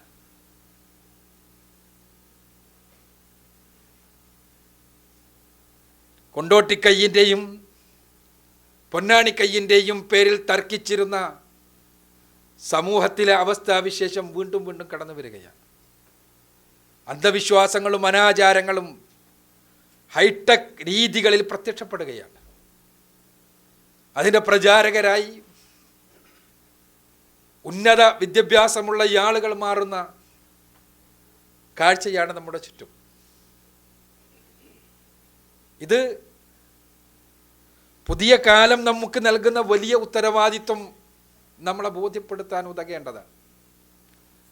അന്താരാഷ്ട്ര തലത്തിൽ തന്നെ ഇസ്ലാമോഫോബിയ, ഇസ്ലാം ഭീതി ഒരായുധമായി ഉപയോഗിച്ചു കൊണ്ടിരിക്കുന്നു. ഇസ്ലാമിനെക്കുറിച്ച് തെറ്റിദ്ധാരണകളിൽ നിന്നുണ്ടാകുന്ന ഇസ്ലാം ഭീതി, ട്രംപ് വരുന്നതും മോഡി നിലനിൽക്കുന്നതും നെതന്യാഹു ഭരിക്കുന്നതുമെല്ലാം ഇസ്ലാം ഭീതിയുടെ മുകളിൽ കസാലയിട്ടുകൊണ്ടാണ്. ആ ഇസ്ലാം ഭീതിക്കുള്ള മറുമരുന്ന് നമ്മുടെ മാത്രം കയ്യിലാണുള്ളത്. അത് ഇസ്ലാമിനെ എത്തിക്കുക എന്ന പണിയാണ്. ഇസ്ലാമിനെ പോളിഷ് ചെയ്യുക എന്ന പണിയല്ല. ഇസ്ലാമിനെ റസൂലുള്ള പഠിപ്പിച്ച ഇസ്ലാമിനെ, പരിശുദ്ധ ഖുർആൻ പഠിപ്പിക്കുന്ന ഇസ്ലാമിനെ അതേപോലെ ജനങ്ങളുടെ മുന്നിൽ തുറന്നു വെക്കുക എന്ന പണി. അതൊരു വലിയ ഉത്തരവാദിത്തമാണ്. നാട് മുഴുവനും ഇസ്ലാമിനെതിരെ പറയുമ്പോൾ, നാട് മുഴുവനും ഇസ്ലാമിനെതിരെയുള്ള പ്രചാരണ പ്രവർത്തനങ്ങളിൽ പങ്കെടുക്കുമ്പോൾ, ആ പ്രചാരണ പ്രവർത്തനങ്ങളുടെ ഫലമായി ഇസ്ലാമിനോടുള്ള വിരോധവും ഭീതിയും സമൂഹത്തിൽ വളരുമ്പോൾ ഇസ്ലാമിനെ പച്ചയായി അവതരിപ്പിക്കുക എന്നത് വലിയ വലിയ ത്യാഗം ആവശ്യമുള്ള പണിയാണ്. ഇസ്ലാഹി പ്രസ്ഥാനം കേരളത്തിൽ ഒരുമിച്ച് ചേരുന്നത് ഈ ഒരു ചരിത്രസന്ധിയിലാണ്. ഇതൊരു ചരിത്രസന്ധിയാണ്. ഇസ്ലാഹി പ്രസ്ഥാനം ആരംഭിച്ച കാലഘട്ടത്തിലെ അതേ അവസ്ഥയിലേക്ക് കേരളീയ സമൂഹത്തെ പരിവർത്തിപ്പിച്ച് കൊണ്ടുപോകുവാൻ വേണ്ടിയുള്ള പരിശ്രമം നടക്കുന്ന ചരിത്രസന്ധി. ആ ചരിത്രസന്ധിയിൽ ഇസ്ലാം ഭീതിയുടെ അപകടകരമായ ബീജങ്ങൾ വളരെ സമർത്ഥമായി വളരുന്ന ചരിത്രസന്ധി. പഴയ ഗുണ്ടർട്ട് പുനർജനിക്കുന്നു കേരളത്തിൽ. അന്നൊരു ഗുണ്ടർട്ടായിരുന്നുവെങ്കിൽ ഇന്ന് 10,000-കണക്കിന് ഗുണ്ടർട്ടുമാരാണ്. അന്നൊരു മിഷനറി മാത്രമായിരുന്നെങ്കിൽ ഇന്ന് ഫാഷിസവും മിഷനറിയും യുക്തിവാദവും എല്ലാം തന്നെ ഇസ്ലാമിനെതിരെയുള്ള ഭീതി നുണപ്രചരണങ്ങളിൽ വ്യാപൃതരാണ്. നമ്മൾ മടക്കി വെക്കുകയാണെങ്കിൽ നമ്മളുടെ മനസ്സുകൾക്കകത്ത് പോലും ഈ വെറുപ്പിൻ്റെ ബീജങ്ങൾ കടന്നു വരും. നമുക്ക് ഇസ്ലാമിനെക്കുറിച്ച് അപകർഷതാബോധമാണ് അത് സംഭാവന ചെയ്യുക. എങ്കിലും നബി അത് പറയേണ്ടിയിരുന്നില്ല. എങ്കിലും ഖുർആനിൽ അപ്പറഞ്ഞത് ഇവിടെ പറയാൻ പറ്റില്ല. നബിൻ്റെ ജീവിതത്തിൽ മോശമായിപ്പോയി അത്. ഇതെല്ലാം നമുക്ക് തോന്നുക ഈ അപകർഷതയിൽ നിന്നാണ്. ഈ അപകർഷത മുസ്ലിങ്ങളിൽ വളർത്താൻ വേണ്ടി ബോധപൂർവമായ പരിശ്രമങ്ങളാണ് കേരളത്തിലെ ഒന്നാംകിട ആനുകാലികങ്ങൾ നിരന്തരമായി ചെയ്തുകൊണ്ടിരിക്കുന്നത്. മാതൃഭൂമിയും കലാകൗമുദിയും മലയാളവും പച്ചക്കുതിരയുമെല്ലാം സ്ഥിരമായി വായിക്കുന്ന ഒരു മനുഷ്യൻ്റെ തലച്ചോറിലേക്ക് സമർത്ഥമായി അവനറിയാതെ ഈ അപകർഷതാബോധം കടന്നു വരും. അത്രയും മനഃശാസ്ത്രപരമായാണ് കാര്യങ്ങൾ കൈകാര്യം ചെയ്യുന്നത്. ആ രൂപത്തിലുള്ളൊരു ചരിത്രസന്ധി, അതോടൊപ്പം തന്നെ മുസ്ലിങ്ങൾക്ക് തന്നെ നാണക്കേടുണ്ടാക്കുന്ന രൂപത്തിലുള്ള പുതിയ അന്ധവിശ്വാസങ്ങൾ, അത് പല രൂപങ്ങളിൽ മുസ്ലിങ്ങൾക്കിടയിലും എല്ലാത്തിടത്തും. അവിടെ അഭ്യസ്ത വിദ്യർ പോലും ആ അന്ധവിശ്വാസങ്ങളുടെ പ്രചാരകർ. ജിന്നുമ്മ ജിന്നു കൂടിയ ആളെ കത്തിച്ചു കളയുന്ന സംഭവം ഉണ്ടാകുന്ന കേരളം, നവോത്ഥാനത്തിൻ്റെ കേരളത്തിൽ ആവർത്തിക്കുകയാണ്. 921 വൈകാരികമായ പ്രകടനങ്ങൾ നടത്തിയിടത്ത് നിന്ന് സമുദായത്തെ ആ വൈകാരിക പ്രകടനങ്ങളുടെ തീച്ചൂളയിൽ നഷ്ടപ്പെട്ട സമുദായത്തിൻ്റെ അസ്തിത്വത്തെ കൈപിടിച്ചുയർത്തുക എന്ന വലിയ ദൗത്യം നിർവഹിച്ച ഐക്യസംഘത്തിൻ്റെ ആളുകൾക്ക് പുതിയ കാലത്ത് 921 തിരിഞ്ഞു നടക്കുവാൻ വേണ്ടിയുള്ള സ്വകാര്യ ക്ലാസുകളുടെ ആളുകളെ നേരിടേണ്ടി വരികയാണ്. വികാരത്തിലേക്ക് തിരിഞ്ഞു നടക്കണമെന്ന് വിവരമില്ലാത്തവരല്ല, വിദ്യാഭ്യാസമുള്ളവരാണ് പുതിയ കാലത്ത് പാതിരാ ക്ലാസുകളിൽ പഠിപ്പിച്ചു കൊണ്ടിരിക്കുന്നത്. ഭീകരവാദത്തിന് പകരം മുസ്ലിം ഭീകരവാദം അല്ലെങ്കിൽ തീവ്രവാദമാണ് മാർഗം എന്ന് പഠിപ്പിക്കുന്ന ആളുകൾ. അവരിൽ നിന്ന് പ്രചോദനം ഉൾക്കൊണ്ട് വളർന്നു വന്ന് അത് ഇന്ത്യയിൽ നിന്ന് ഹിജറയിലെത്തി നിൽക്കുന്ന സലഫിസത്തിൻ്റെ മുഖം മൂടി വെച്ചുകൊണ്ടുള്ള മറ്റൊരു തരത്തിലുള്ള ഭീകരപ്രവർത്തനം. ഇതെല്ലാം നിലനിൽക്കുന്ന ഒരു സാഹചര്യത്തിൽ ഇതിനെതിരെ ആത്മാർത്ഥമായി പടപൊരുതാൻ സമൂഹത്തിന് നൽകാൻ കഴിയുന്നവർക്ക് മാത്രമേ കഴിയൂ എന്ന സാമൂഹ്യമായ അവസ്ഥയിലാണ് അള്ളാഹുവിൻ്റെ അനുഗ്രഹം കൊണ്ട് ഇസ്ലാഹി പ്രസ്ഥാനങ്ങൾ ഒരുമിച്ച് ചേരുന്നത്. 14 വർഷത്തെ പിരിയലുകൾക്ക് ശേഷമാണ് ഈ ഒരുമിച്ച് ചേരൽ. ആ ഒരുമിച്ച് ചേരലിന് പിന്നിൽ അള്ളാഹു ഏൽപ്പിക്കുന്ന വലിയൊരു ദൗത്യമുണ്ട് എന്ന് ഞാൻ ആത്മാർത്ഥമായി വിശ്വസിക്കുന്നു. ഈ കാലത്തെക്കുറിച്ച് പഠിക്കാൻ കഴിയുന്നത് കൊണ്ട്, ഈ കാലം നമ്മളിൽ ഏൽപ്പിക്കുന്ന വലിയ ഉത്തരവാദിത്തം അത് നിർവഹിക്കാൻ കഴിയണമെങ്കിൽ സമൂഹത്തിന് നൽകാൻ കഴിയുന്ന, അതിൽ നിന്നും ഒന്നും പ്രതീക്ഷിക്കാത്ത, ആ സമൂഹത്തിന് നൽകുന്നതിൽ നിന്ന് സമൂഹത്തിൽ നിന്ന് തിരിച്ചൊന്നും ആഗ്രഹിക്കാത്ത ആത്മാർത്ഥതയുള്ള പ്രവർത്തകന്മാർക്ക് മാത്രമേ കഴിയൂ എന്നതാണ് സത്യം. അല്ലെങ്കിലും മാറ്റമുണ്ടാക്കാൻ അവർക്ക് കഴിയും. മാറ്റമുണ്ടാകുന്നത് നാവിൽ നിന്നല്ല. നമ്മളാരെങ്കിലും തെറ്റിദ്ധരിച്ചുവെങ്കിൽ നമ്മൾ തിരുത്തേണ്ട കാലം അതിക്രമിച്ചിരിക്കുന്നു. ആരുടെയെങ്കിലും സുന്ദരമായ പ്രഭാഷണങ്ങളിലൂടെയാണ് ആളുകളുടെ ഹൃദയത്തിൽ മാറ്റമുണ്ടാവുക എന്ന് നമ്മൾ കരുതരുത്. നല്ല പ്രഭാഷണങ്ങൾ മാറ്റമുണ്ടാക്കും, പക്ഷേ അത് ഹൃദയത്തിൽ നിന്ന് വരുന്ന പ്രഭാഷണമാകണം. കേരളത്തിലെ ഏറ്റവും ശക്തനായ പ്രഭാഷകന്മാരിൽ ഒരാൾ EMS നമ്പൂതിരിപ്പാടായിരുന്നു. അദ്ദേഹത്തിന് മര്യാദക്ക് മലയാളം പറയാൻ പോലും കഴിയുമായിരുന്നില്ല. വിക്കിയാണ് അദ്ദേഹം പറയുക. EMS നമ്പൂതിരിപ്പാട് കമ്മ്യൂണിസ്റ്റ് ദർശനത്തിൻ്റെ ഇന്ത്യയിലെ ഏറ്റവും വലിയ സൈദ്ധാന്തികൻ. പുതിയ തലമുറയിലുള്ളവർക്ക് അറിഞ്ഞുകൊള്ളണമെന്നില്ല.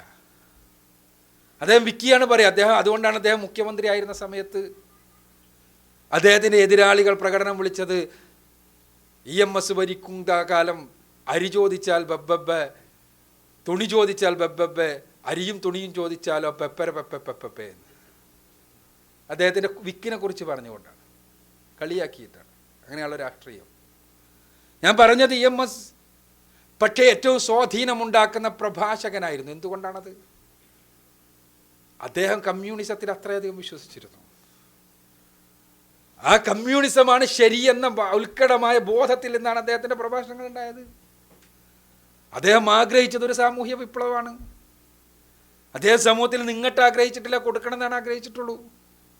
അദ്ദേഹത്തിൻ്റെ സിദ്ധാന്തങ്ങളോട് നമുക്ക് എതിർപ്പുണ്ട് എന്നുള്ളത് കൊണ്ട് അദ്ദേഹത്തിൻ്റെ ആത്മാർത്ഥതയിൽ നമ്മൾ സംശയിക്കുന്നില്ല. ഞാൻ പറയുന്നത് ഇസ്ലാഹി പ്രസ്ഥാനത്തിൻ്റെ ആദ്യകാല നേതാക്കന്മാരുടെ പ്രഭാഷണങ്ങളും ഹൃദയത്തിൽ നിന്ന് വന്നതായിരുന്നു. ആ ഹൃദയത്തിൽ നിന്ന് വരുന്ന പ്രബോധനത്തിന് മാത്രമേ മാറ്റമുണ്ടാക്കാൻ കഴിയൂ. അതല്ലാതെ നാവ് കൊണ്ടും പൗഡർ ഇട്ടുകൊണ്ടും നടത്തുന്ന കേവലമായ പ്രകടനങ്ങൾക്ക് മാറ്റങ്ങൾ ഉണ്ടാക്കാൻ കഴിയില്ല. അതുകൊണ്ടാണ് ലക്ഷങ്ങൾ കൂടുന്ന പ്രഭാഷകന്മാർ ആ പ്രഭാഷണം കഴിഞ്ഞാൽ ഒരു സുന്ദരമായ ഗസൽ രാവ് കഴിഞ്ഞ ആലസ്യത്തോടെ ആളുകൾ മടങ്ങിപ്പോവുക എന്നല്ലാതെ ആ പ്രഭാഷണത്തിന് ഏതെങ്കിലും ഒരാശയം കേട്ട് ആരില്ലെങ്കിലും പരിവർത്തനം ഉണ്ടാക്കിയതായി ഞാനേതായാലും കേട്ടിട്ടില്ല.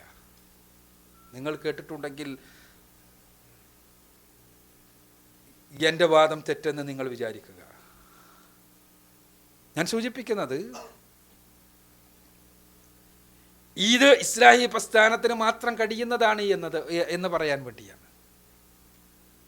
എന്തുകൊണ്ടെന്നാൽ നമുക്ക് സമൂഹത്തോട് ഗുണകാംക്ഷയോടുകൂടി ചെയ്യണമെങ്കിൽ നമ്മുടെ ഹൃദയത്തിൽ വലിയ പ്രതീക്ഷയുണ്ട്, അള്ളാഹുവിൻ്റെ തൃപ്തിയാകുന്ന പ്രതീക്ഷ.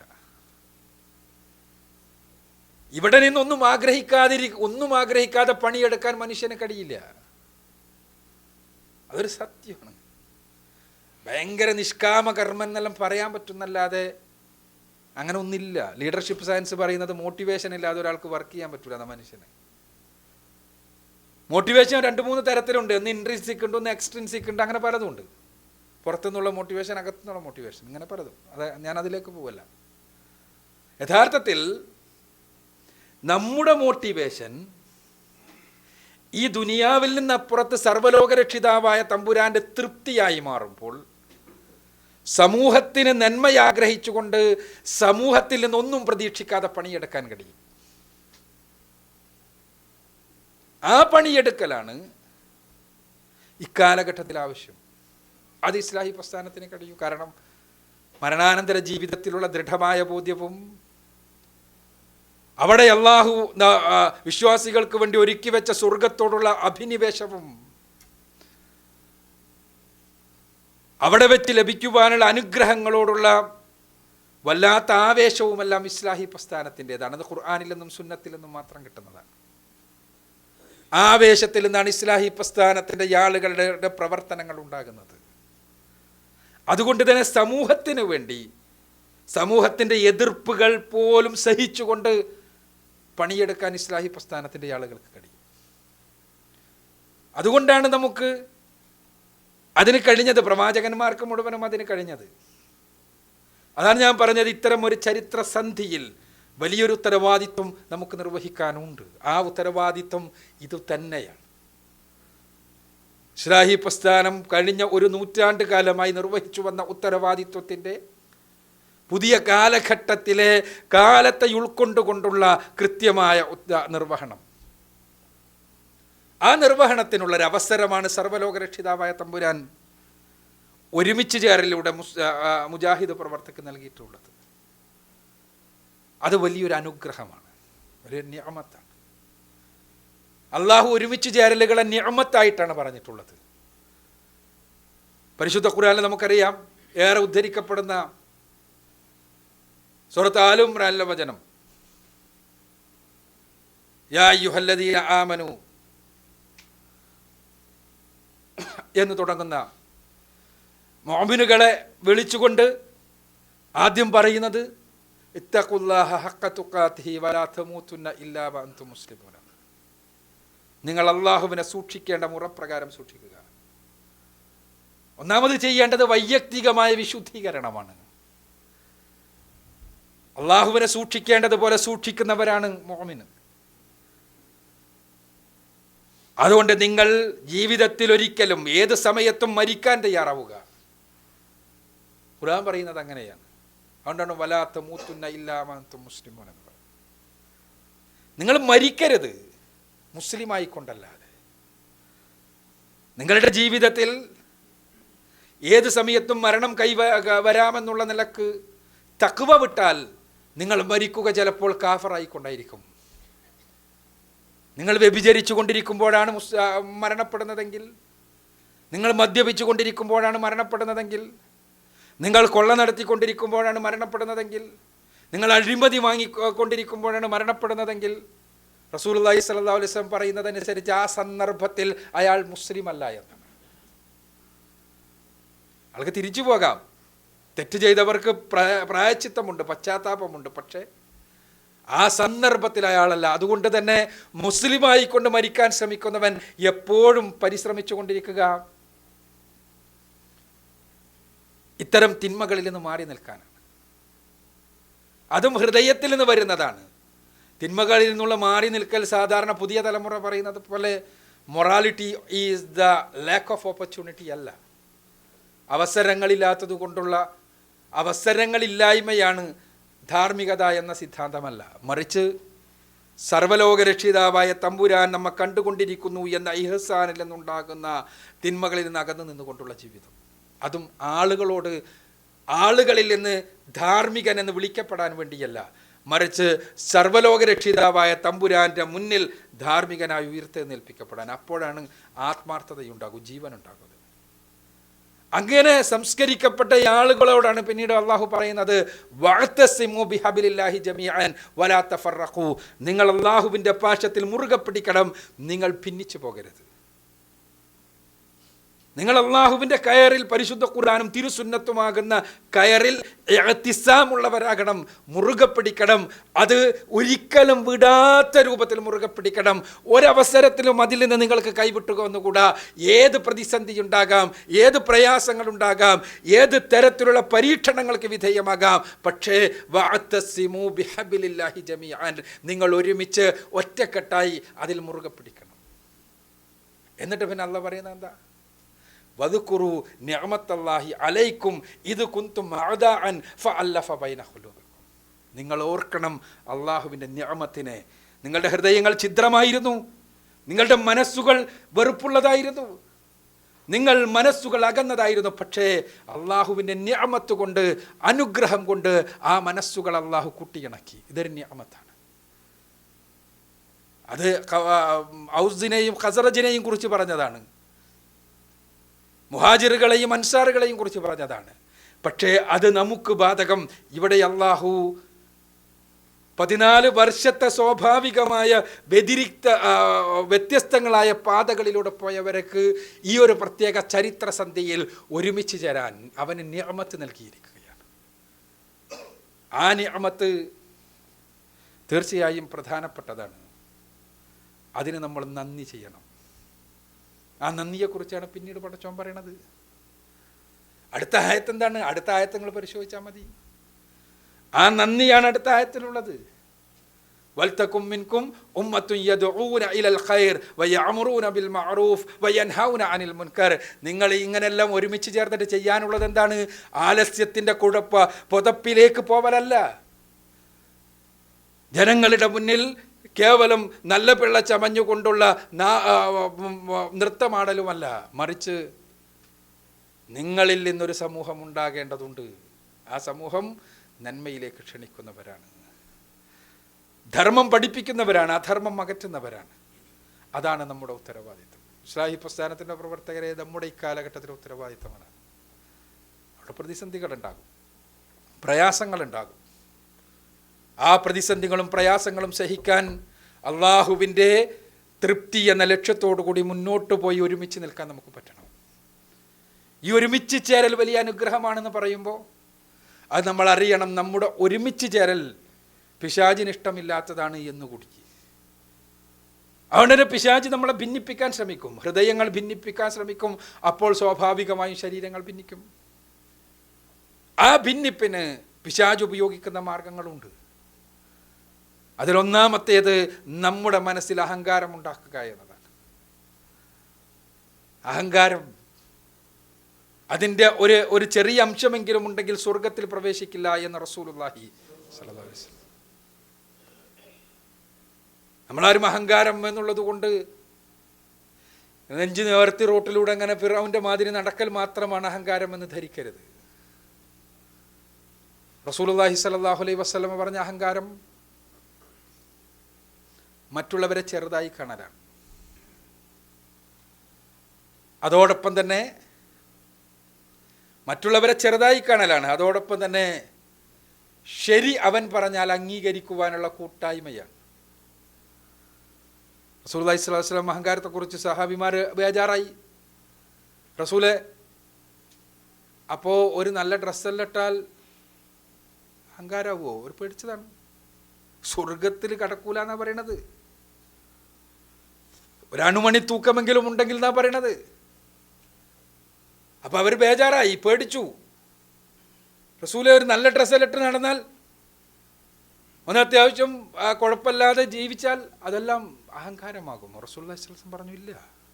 അഹങ്കാരം എന്ന് പറഞ്ഞാൽ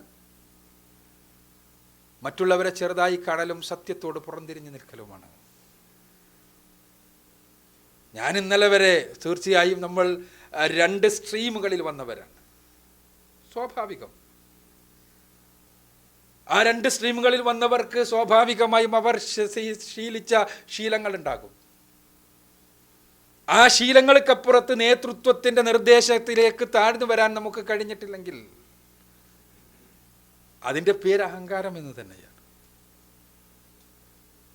അതിനാണ് നേതൃത്വം തിരഞ്ഞെടുക്കപ്പെടുന്നത്. നേതൃത്വം ഉണ്ടാകുന്നത് അനുസരിക്കുവാനാണ്, അനുസരിക്കപ്പെടാനാണ്. റസൂലുള്ളാഹി സ്വല്ലല്ലാഹു അലൈഹി വസല്ലം പറഞ്ഞത്, ഒരു നീഗ്രോ അടിമയാണ് നിങ്ങളുടെ നേതാവായി വരുന്നതെങ്കിലും നിങ്ങൾ അവനെ അനുസരിക്കണമെന്നാണ്.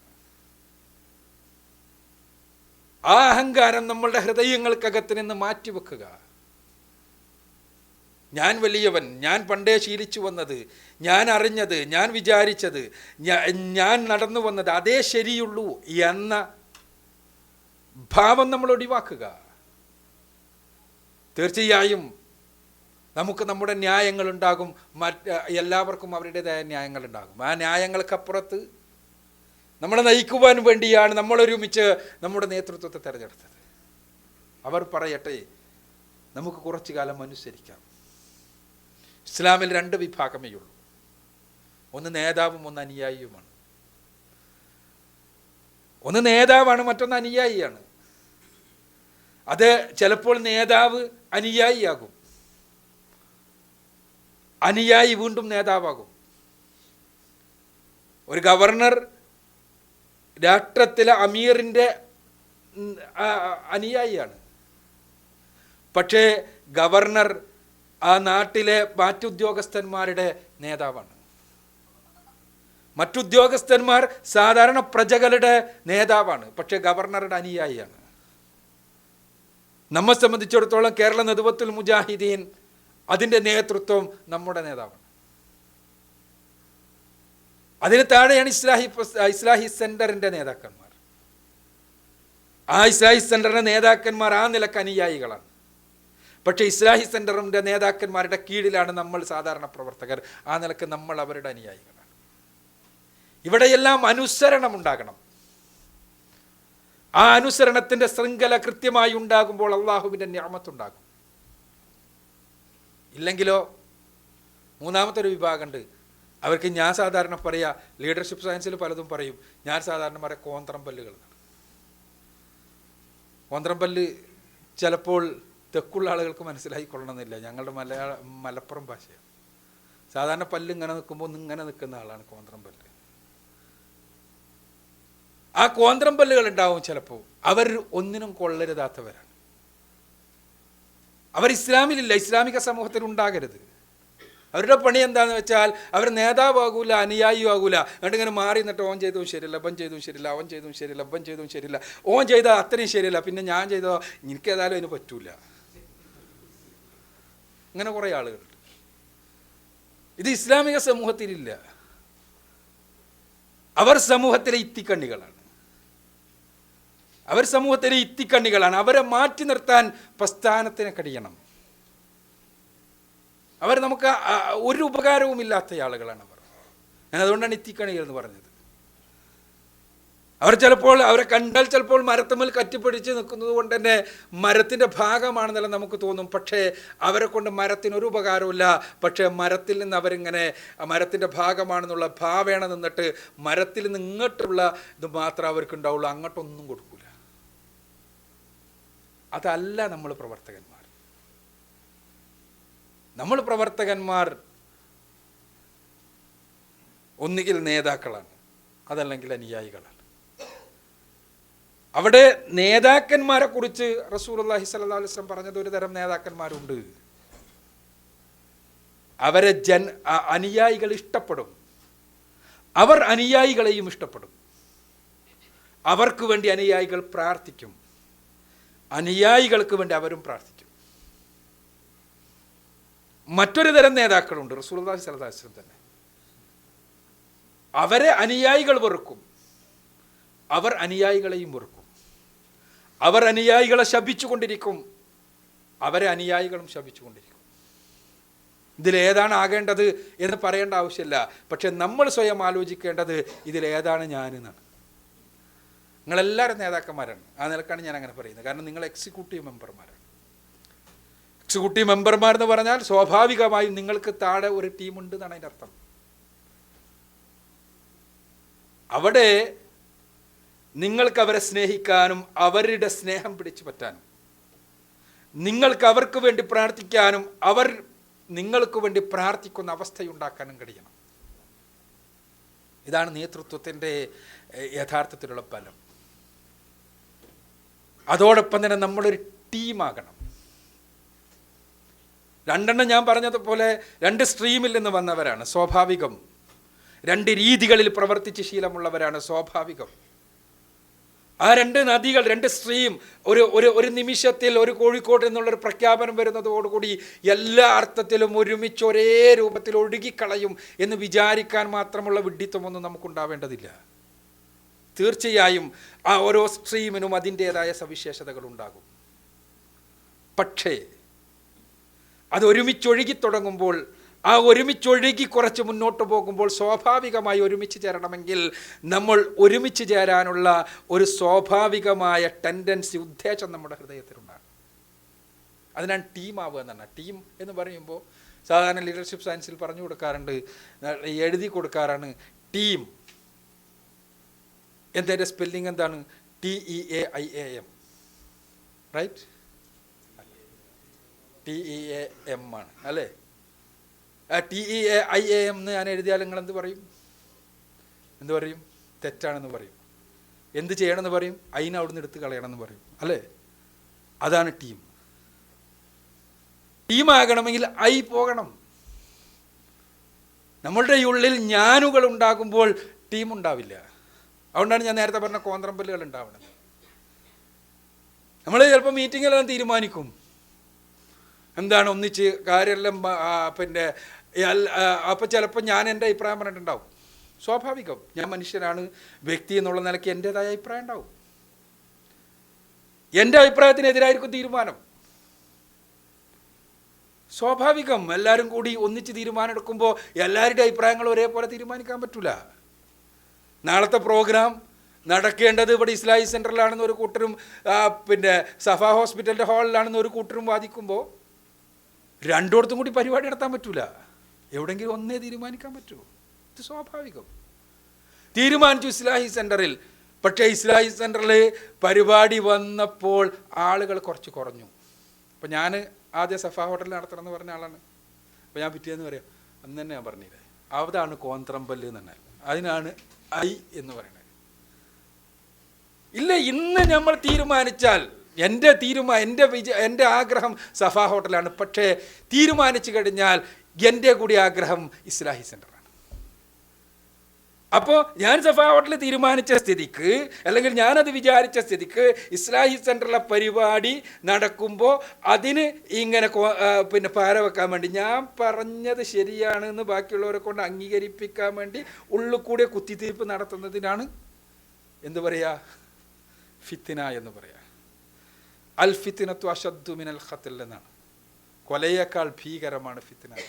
അത് ഏത് തരത്തിലുള്ള ഫിത്തിന, ആ ഉള്ളിലൂടെ വരുന്നതാണെങ്കിലും പുറത്ത് കൂടെ വരുന്നതാണെങ്കിലും. ഇതുണ്ടാകുമ്പോൾ ടീം ഉണ്ടാവില്ല. ടീം ഇല്ലാതാകുമ്പോൾ പിന്നെ വെറും വയല് മാത്രമേ ഉണ്ടാവുള്ളൂ. വർത്തമാനത്തിന് നമ്മൾ ഭയങ്കരതായിരിക്കും, പൗഡറെല്ലാം ഇങ്ങനെ ഇട്ടുകൊണ്ടിരിക്കുന്നുണ്ടാവും. പക്ഷേ പിന്നെ എനിക്ക് ആളെയും വെറുപ്പായിരിക്കും, എനിക്ക് പനിയും വെറുപ്പായിരിക്കും. കാരണം സഫ ഹോട്ടലിൽ നടത്തണമെന്നാണ് ഞാൻ. ഞാനൊരു ഉദാഹരണം പറയാം. അതിനാണ് എല്ലാത്തിൻ്റെയും കാര്യത്തിൽ. മറ്റേ ഓന് ഇസ്ലാഹി സെൻ്ററിൽ നടത്തണം തന്നെ. രണ്ടുകൂട്ടരും കൂടി ഒന്നിച്ചല്ലായിരിക്കും. പത്രസമ്മേളനത്തിൽ നമ്മൾ ഒന്നിച്ച് പങ്കെടുക്കുന്നുണ്ടാവും. പക്ഷേ കിട്ടുന്നോടത്ത് വെച്ച് ഓനെ കുത്താനാണ് ഞാൻ ശ്രമിക്കുള്ളൂ. ഇത് ടീമിൽ കയറുമ്പോഴുള്ള പ്രശ്നമാണ്. കയറരുത്. നമ്മൾ ഒരുമിച്ച് മുന്നോട്ട് പോകുമ്പോൾ ഒന്നാണ് നമ്മൾ. അത് അള്ളാഹുവിന് വേണ്ടിയാണ്. തീർച്ചയായും എൻ്റെ വികാരങ്ങൾ ചിലപ്പോൾ ചെറുതായി ഇറക്കി വെക്കേണ്ടി വരും. കാരണം അത് അള്ളാഹ്ക്ക് വേണ്ടിയാണ്. ഞാൻ ആഗ്രഹിക്കുന്ന മുഴുവൻ ഈ ദുനിയാവിൽ നടക്കുകയാണെങ്കിൽ പിന്നെ സ്വർഗത്തിനാ. ഞാൻ ആഗ്രഹിക്കുന്നത് മുഴുവൻ ഈ ദുനിയാവിൽ തന്നെ നടക്കുകയാണെങ്കിൽ പിന്നെ സ്വർഗത്തിൻ്റെ വല്ല കാര്യമുണ്ടോ? സ്വർഗമുള്ളത് നമ്മളുടെ ആഗ്രഹത്തിൻ്റെ പൂർണ്ണമായ പൂർത്തീകരണത്തിനാണ്. അതുകൊണ്ട് തന്നെ ഈ ദുനിയാവിലെല്ലാം നമ്മൾ വിചാരിച്ച മാതിരി നടക്കുന്ന തൽക്കാലം നമ്മൾ തീരുമാനിക്കാതിരിക്കുക, നമ്മൾ ആഗ്രഹിക്കാതിരിക്കുക. ഈ ദുനിയാവിൽ തീർച്ചയായും നമ്മൾ ഒരുമിച്ച് നിൽക്കുമ്പോൾ എല്ലാം ഞാൻ വിചാരിച്ച മാതിരി നടക്കില്ല. അവിടെ ഒരുമിച്ച് നിൽക്കുന്നതിന് വേണ്ടി ആദർശത്തിലല്ല, ആദർശത്തിലുള്ള കോംപ്രമൈസ് അല്ല ഞാൻ പറയുന്നത്, മറിച്ച് നമ്മുടെ അഭിപ്രായങ്ങളിലുള്ള കോംപ്രമൈസുകൾ വേണ്ടി വരും. അവിടെ നമ്മളെ മനസ്സിൽ അവൻ അഭിപ്രായം പറഞ്ഞാണ്, ഇവൻ ഈ അഭിപ്രായം പറയണം. അപ്പം ഞാനെവിടെ നിൽക്കണം, എൻ്റെ അഭിപ്രായത്തിൽ ഇവൻ പറഞ്ഞാൽ ശരി, പക്ഷേ മറ്റവനായിരുന്നു നമ്മളെ ടീം പണ്ട്, അപ്പോൾ ഓൻ്റെ ഒപ്പം നിൽക്കുക. ജഹാലത്താണത്. നമ്മളെ തലച്ചോറിൽ റസൂലുള്ളാഹി സ്വല്ലല്ലാഹു അലൈഹി വസല്ലം പറഞ്ഞില്ലേ, ആളുകൾ ഔസുകാരെ കൂടിച്ചേരുവീൻ എന്ന് സഹാബിമാരാ പറഞ്ഞത്. ഖസറജുകാരെ കൂടിച്ചേരുവിൻ ഒരു പ്രത്യേക സന്നിഗ്ധ ഘട്ടത്തിൽ റസൂലുള്ളാഹി പ്രത്യക്ഷപ്പെട്ട് പറഞ്ഞത് അതെന്താണ്? ജഹാലത്തിലേക്ക് തിരിഞ്ഞു പോകുകയാണോ നിങ്ങളതാണ്, ജാഹിലിയത്തിലേക്ക്. ജഹാലത്താണത്. പോകരുത്, നമ്മുടെ തലച്ചോറുകൾ അങ്ങനെയാകരുത്. അവിടെയാണ് ഒരുമിച്ചുള്ള മുന്നോട്ട് പോക്കുണ്ടാകേണ്ടത്. നമ്മുടെ മനസ്സിനെ തെറ്റിക്കാൻ വേണ്ടി പിശാച് ഭഗീരഥ പ്രയത്നത്തിലാണ്. ഞാൻ പറഞ്ഞല്ലോ, പിശാചിൻ്റെ പാതക്ക് വളരെ കൃത്യമായി ഉള്ള പ്രതിരോധമായി നിൽക്കുന്നത് നമ്മൾ മാത്രമാണ് എന്നതുകൊണ്ടാണത്. ബാക്കിയുള്ളവർക്കൊന്നും പിശാചിനും പണിയില്ല, കാരണം ഓല് പണിയെടുക്കണ പിശാചിനും വേണ്ടിയാണ്. അതേസമയം നമ്മളുടെ ഇടയിലായിരിക്കും ശൈത്താൻ കൂടുതൽ. ഒരു രസകരമായ ഒരു അനുഭവം, ഇസ്ലാം സ്വീകരിച്ച ആളുകളുടെ ഒരു കൂട്ടായ്മയിൽ ഒരുപാട് ചർച്ചകളുണ്ട്, അങ്ങനത്തെ കൂട്ടായ്മകളിൽ സ്വകാര്യമായിട്ട് നടക്കണം. ആ കൂട്ടായ്മയിൽ ഒരാൾ എണീറ്റ് നിന്നിട്ട് ചോദിച്ചു, ഒരു പയ്യൻ എണീറ്റ് നിന്നിട്ട് ചോദിച്ചു, എന്താ ഈ നമ്മൾ മുമ്പെല്ലാം ഇങ്ങനെ ക്ഷേത്രത്തിലെല്ലാം പോയി നിൽക്കുമ്പോൾ ഭയങ്കര കോൺസെൻട്രേഷനായിരുന്നു. ശ്രീകൃഷ്ണ വിഗ്രഹത്തിൻ്റെ എല്ലാം മുന്നിൽ നിൽക്കുമ്പോൾ ആ ശ്രീകൃഷ്ണൻ ഇങ്ങോട്ട് തലച്ചോറിൽ ഇറങ്ങി വന്ന മാതിരത്തെ കോൺസെൻട്രേഷൻ ഉണ്ടാവും. ഇപ്പം നിസ്കരിക്കാൻ നിന്നാൽ വേറെ എല്ലാ ദുനിയാവിലെ പകല കാര്യങ്ങൾ വരും. എന്തുകൊണ്ടാണത്? ഞാൻ ഉത്തരം പറയാൻ നീറ്റിക്കണതിന് മുമ്പ് ഒരു പെൺകുട്ടി നീറ്റ് നിന്നിട്ട് ഇറങ്ങി, അതെന്താണെന്ന് ഇപ്പോഴും മനസ്സിലായിട്ടില്ലേ? അന്ന് നമ്മൾ ശൈത്താൻ്റെ പണിയെടുത്തിരുന്നത്, അതുകൊണ്ട് തന്നെ ശൈത്താൻക്ക് നമ്മളെ തലച്ചോറ് പണിയുണ്ടായിരുന്നില്ല. ഇപ്പം നമ്മൾ അള്ളാൻ്റെ പണിയെടുക്കണം, അപ്പോൾ ശൈത്താൻ നമ്മളെ തലച്ചോറിൽ പണിയെടുക്കും. വളരെ സരസമായി ആ പെൺകുട്ടിയുടെ ഉത്തരം ഭയങ്കര രസമായി തോന്നി. അതുതന്നെയാണ് ഇവിടെയും. ഇവിടെ നമ്മൾക്കിടയിലായിരിക്കും എല്ലാ ഫിത്തനക്കും വേണ്ടിയുള്ള ശ്രമവും. അപ്പം അതുകൊണ്ട് നമ്മൾ ജാഗരൂകരാവുക. അവിടെ എനിക്ക് പ്രധാനമായിട്ട് ഇപ്പോൾ ഈ അവസാന നിമിഷത്തിൽ നിർദ്ദേശിക്കാനുള്ളത്, ആ സ്റ്റേജ് സോഷ്യൽ മീഡിയ ഒന്നും കുറച്ചു കാലം നമുക്ക് വേണ്ട. ഞാൻ പറഞ്ഞത് നമുക്ക് മനസ്സിലാവുണ്ടാവും. സോഷ്യൽ മീഡിയയിലൂടെയാണ് ഇപ്പോൾ പല ജാതിയുള്ള സാധനങ്ങളും വരുന്നത്. എന്തൊക്കെയാണ്? നമ്മളെ എങ്ങനെയെങ്കിലും ഒന്ന് നമ്മളെ മനസ്സിനകറ്റണം. അതിൽ പഴയ ക്ലിപ്പായിട്ടും പുതിയ അഭിപ്രായങ്ങളായിരിക്കും, ചില പ്രഭാഷകന്മാരെ വിമർശിക്കലായിട്ടും ആ പ്രഭാഷകന്മാരെ അനുകൂലിക്കലായിട്ടും ഇങ്ങനെ ക്ലിപ്പ്. എന്തിനാ? ആ പഴയ ജഹാലത്ത് നമ്മളെ മനസ്സിലേക്ക് വരണം. ഞാൻ പറയുക അത് നിങ്ങൾ ചെയ്യണമെന്നല്ല, ഞാൻ നിർദ്ദേശിക്കുക അത്തരം അഡ്രസ്സുകളെ തൽക്കാലം ബ്ലോക്ക് ചെയ്യണമെന്നാണ്. ഇതിൽ ബ്ലോക്കിനും കൂടി ഉള്ള ഓപ്ഷനുണ്ട് അല്ലേ? ബ്ലോക്ക് ചെയ്തിട്ടാ കുറച്ചു കാലം വേണ്ട, നമ്മുടെ മനസ്സിലൊന്നും ശരിയാവട്ടെ. അതൊന്നും കേൾക്കണ്ടെന്നൊന്നല്ല ഞാൻ പറയണത്, എല്ലാം കേൾക്കാം. അതിൽ ശരി പിൻപറ്റണം എന്നാണ് ഇസ്ലാമിൻ്റെ നിയമവും ഇസ്ലാമി പ്രസ്ഥാന ആളുകളോട് പറഞ്ഞതും. എല്ലാം കേൾക്കുക, നിങ്ങൾ ശരി പിൻപറ്റുക എന്നാണ്. എല്ലാം കേൾക്കാം. പക്ഷേ ഇപ്പോൾ മനസ്സ് ശുദ്ധീകരിച്ച സമയത്ത് ഫിത്തനകൾക്കൊന്നും മനസ്സിലേക്ക് അതിൽ എന്തെങ്കിലും ഒരു പ്രൊഡക്ടിവിറ്റി വേണ്ടേ? എന്തെങ്കിലും പ്രൊഡക്ടിവിറ്റി ഉണ്ടെങ്കിലല്ലേ അതിൽ കേൾക്കണില്ല അർത്ഥമുള്ളൂ. 2004 ഇന്നയാൾ ഇന്നത് പറഞ്ഞില്ലേ, ഇപ്പോൾ 2016 ഇന്നയാൾ ഇന്നതാണോ പറയുന്നത്? അത് രണ്ടും രണ്ടായിരിക്കും. അത് കേട്ടിട്ട് എന്താ കാര്യമോ? നമ്മൾ ഇന്ന് മുതൽ ഇന്നതാകാൻ തീരുമാനിച്ചിരിക്കുന്നു. അതുകൊണ്ട് ഇത് രണ്ടും കേട്ട് 2004 പറഞ്ഞ് എന്തിനാണ്? അതുകൊണ്ട് നമ്മുടെ തലച്ചോറുകളെ ശുദ്ധമാക്കുക.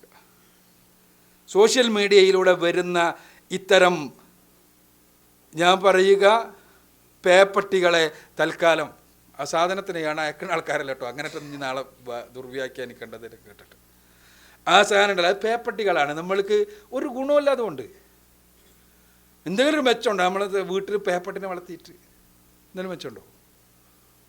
പേപ്പട്ടിനെ വളർത്തിയിട്ട് ഒരു മെച്ചമില്ല. അതിനെ തുറന്നാൽ അല്ലെങ്കിൽ അതിന് രക്ഷപ്പെട്ടാൽ ആളെ കടിച്ച് നമ്മൾക്ക് കൂടി പേയളക്കുന്നല്ലാത്ത വേറെ ഒരു മെച്ചം അതുകൊണ്ടില്ല.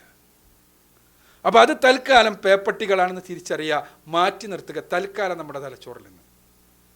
നമുക്കൊക്കെ ഒരുപാട് പഠിക്കാനുണ്ട്, ഒരുപാട് അറിയാനുണ്ട്, ഒരുപാട് പണിയുണ്ട്. നമ്മുടേത് വലിയ ലോകമാണ്, ദഅവത്തിന് വേണ്ടിയുള്ള ലോകം. ഒരുപാട് ഉത്തരവാദിത്തങ്ങളുണ്ട് സഹോദരങ്ങളെ. നമ്മുടെ സമൂഹത്തിൽ ഇറങ്ങിച്ചെല്ലുമ്പോഴാണ് നമ്മൾ ഉത്തരവാദിത്തങ്ങളുടെ വലുപ്പം മനസ്സിലാക്കുക. KMC പിന്നെ ഇസ്ലാഹി സെൻ്ററിൻ്റെ പ്രവർത്തകർ എന്നുള്ള നിലക്ക് എനിക്ക് പറയാനുള്ളത്, കേരളത്തിലെ ദഅവ സാധ്യതകൾ മൊത്തത്തിൽ അസ്തമിച്ചു കൊണ്ടിരിക്കുന്ന ഒരു കാലഘട്ടത്തിലാണ് നമ്മൾ ജീവിക്കുന്നത്. നമുക്കറിയാം, അതുകൊണ്ടല്ലാണല്ലോ നമ്മളെല്ലാം ഇവിടെ നിൽക്കേണ്ടി വരുന്നത്. ആ സാധ്യതകൾ കൂടുതൽ കൂടുതൽ പ്രയാസങ്ങളിലേക്ക് പോവാണ്. പക്ഷേ നമുക്ക് ശുഭോദർക്കമായൊരു ലോകമാണ് മിഡിൽ ഈസ്റ്റ് എന്നുള്ളത്. തീർച്ചയായും ഒരേറെ പ്രതീക്ഷ നൽകുന്നൊരു ലോകമാണ്. നമ്മുടെ ചുറ്റും ഒരുപാട് ആളുകൾ തൗഹീദ് അറിയാത്ത, ഇസ്ലാം അറിയാത്ത ആളുകൾ. അവരിലൂടെ നമുക്ക് നാട്ടിലേക്കും ഈ വെളിച്ചമെത്തിക്കാൻ കഴിയും. ഒരു ഫൈസൽ കൊല ചെയ്യപ്പെട്ടപ്പോൾ നമ്മൾ ഫൈസലിനെ ചർച്ച ചെയ്തു. ആ ഫൈസൽ കൊല ചെയ്യപ്പെടാൻ കാരണം ആയിരക്കണക്കിന് ഫൈസലുകളാണ് എന്ന് നമ്മൾ അറിയണം. ആയിരക്കണക്കിന് ഫൈസലുകൾ ഈ ദമാമിൽ നിന്നും, ഈ അൽഖുബാറിൽ നിന്നും, ഈ റിയാദിൽ നിന്നും, ഈ ജിദ്ദയിൽ നിന്നുമെല്ലാം ദീനിൻ്റെ വെളിച്ചം കിട്ടി. ആ വെളിച്ചത്തിൽ ആകൃഷ്ടരായി ഇസ്ലാം സ്വീകരിച്ച് നാട്ടിലെത്തി. നാട്ടിൽ അവരുടെ കുടുംബങ്ങൾ ഇസ്ലാം സ്വീകരിച്ച് സുന്ദരമായി ജീവിക്കുന്ന സാഹചര്യം ഉണ്ടാകുന്നത് കാണുമ്പോൾ അതിനൊരു ഒരു ഫുൾ സ്റ്റോപ്പ് ഇല്ലെങ്കിൽ അപകടമാണ് എന്ന തിരിച്ചറിവാണ് ഒരു ഫൈസലിൻ്റെ കൊലപാതകത്തിലൂടെ നിർവഹിക്കപ്പെട്ടിട്ടുള്ളത്. അവിടെ ഫൈസലുകളെ സൃഷ്ടിക്കാനല്ല, മറിച്ച് ആ ഒരു നൈരന്തര്യം നമുക്കാണ് കഴിയുക, നിങ്ങൾക്ക് പ്രവാസികൾക്കാണ് കഴിയുക.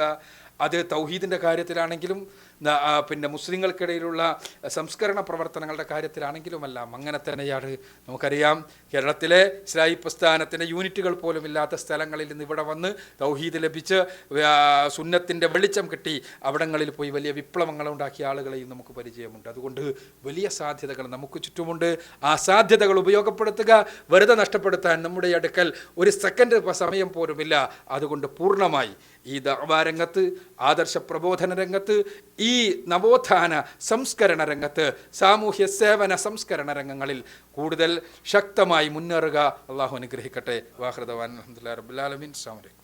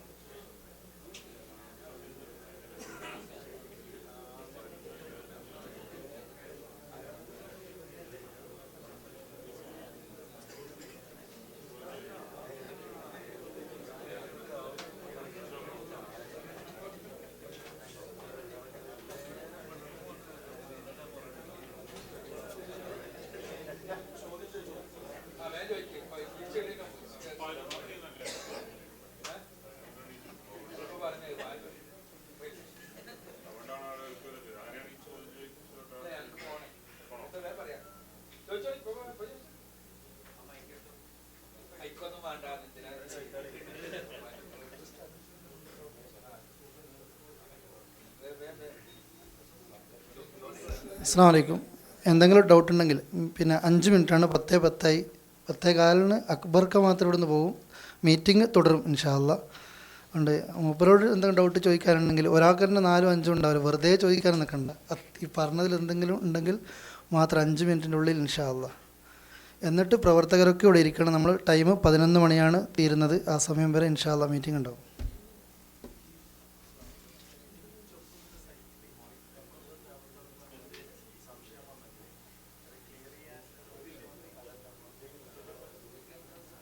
പറഞ്ഞ നിച്ചിൻ്റെ സൈറ്റിൽ ചോദ്യോത്തരത്തിനുള്ള അവസരം വ്യക്തിപരമായത് എന്തുകൊണ്ടല്ലാത്തതെന്നാണ് ചോദ്യം. യഥാർത്ഥത്തിൽ കഴിയാത്തതുകൊണ്ടാണ്. കാരണം എന്താ വെച്ചാൽ നമുക്ക് പിന്നെ അതിനുള്ളൊരു അവസരം കൊടുത്തു കഴിഞ്ഞാൽ സ്വാഭാവികമായിട്ടും ആളുകൾ ചോദിച്ചുകൊണ്ടിരിക്കും. അതിനുള്ളൊരു ഹ്യൂമൻ റിസോഴ്സ് നമ്മളെടുത്ത് വേണം. നിച്ചിൻ്റെ ആളുകളെല്ലാവരും വളണ്ടിയേഴ്സാണ്. ആരും പെയ്ഡ് സ്റ്റാഫോ അതിനു വേണ്ടി ഇരിക്കുന്ന ആളുകളൊന്നുമില്ല. ആ വളണ്ടിയേഴ്സിനെ സംബന്ധിച്ചിടത്തോളം അവരുടെ ഒഴിവ് സമയങ്ങളാണ് ഈ പ്രവർത്തനം മുഴുവൻ ചെയ്യുന്നത്. ആ പ്രവർത്തനം ചെയ്യുമ്പോൾ സ്വാഭാവികമായിട്ടും ഇതിന് പേഴ്സണലായിട്ടുള്ള ക്വയറീസ് നമുക്ക് ആൻസർ ചെയ്യാൻ പറ്റില്ല. അതുകൊണ്ടാണ് ഞാൻ ചോദിക്കടുത്ത് കഴിഞ്ഞില്ലേ? അവിടെകൂടി കഴിഞ്ഞാ ഭീഷണിപ്പെടുത്തിയോടുകൂടി കഴിഞ്ഞല്ലേ? അതിനവസാനിക്കാം. വേറെ നിങ്ങളെന്നെ എന്ത് പറഞ്ഞിട്ടുണ്ട്? ആ ഇനി എന്തിനാ അങ്ങോട്ടും കൊണ്ട് ചോദിപ്പിക്കേണ്ടതല്ലേ? അപ്പോൾ ഞാൻ എൻ്റെ കഴിഞ്ഞ ഇൻഷാള്ള മീറ്റിംഗ് തുടരുകയാണ്. അപ്പോൾ ഞാൻ പറഞ്ഞതിൽ നിന്ന് നിങ്ങൾ ഈ പിന്നെ നമ്മൾ ഞാൻ പറഞ്ഞില്ലേ വളരെ സജീവമായി പ്രവർത്തന രംഗത്ത് നൈരന്തര്യത്തോടു കൂടി മുന്നോട്ട് പോവുക എന്ന സന്ദേശമാണ് എനിക്ക് മൊത്തത്തിൽ പറയാനുള്ളത്. അള്ളാഹു അതിന് നമ്മെ അനുഗ്രഹിക്കുമാറാകട്ടെ. സർവ്വലോക രക്ഷിതാവായ തമ്പുരാൻ ഇപ്പോൾ നമ്മൾ കൂടിയിരിക്കുന്നത് പോലെ നമ്മുടെ ജീവിതാവസാനം വരെ ഈ ആദർശ പ്രബോധനത്തിൻ്റെ രംഗത്ത് ഹൃദയങ്ങളെ ഐക്യപ്പെട്ട് സന്തോഷത്തോടെ സ്നേഹത്തോടെ മുന്നോട്ട് പോയി അങ്ങനെ മരണം വരെ മുന്നോട്ട് പോകാനും ഇതേ രൂപത്തിൽ പരലോകത്ത് സ്വർഗത്തിൽ റസൂലുള്ളാഹി സ്വല്ലല്ലാഹു അലൈഹി വസല്ലമയുടെ സഹാബിമാരായി പുനർജനിക്കുവാനും നമ്മെ അനുഗ്രഹിക്കുമാറാകട്ടെ. റബ്ബനാ ആതിനാ ഫിദ്ദുനിയാ ഹസനത്തൻ വഫിൽ ആഖിറതി ഹസനത്തൻ വഖിനാ അദാബന്നാർ. വആഖിറു ദഅവാനാ അൽഹംദുലില്ലാഹി റബ്ബിൽ ആലമീൻ. അസ്സലാമു അലൈക്കും.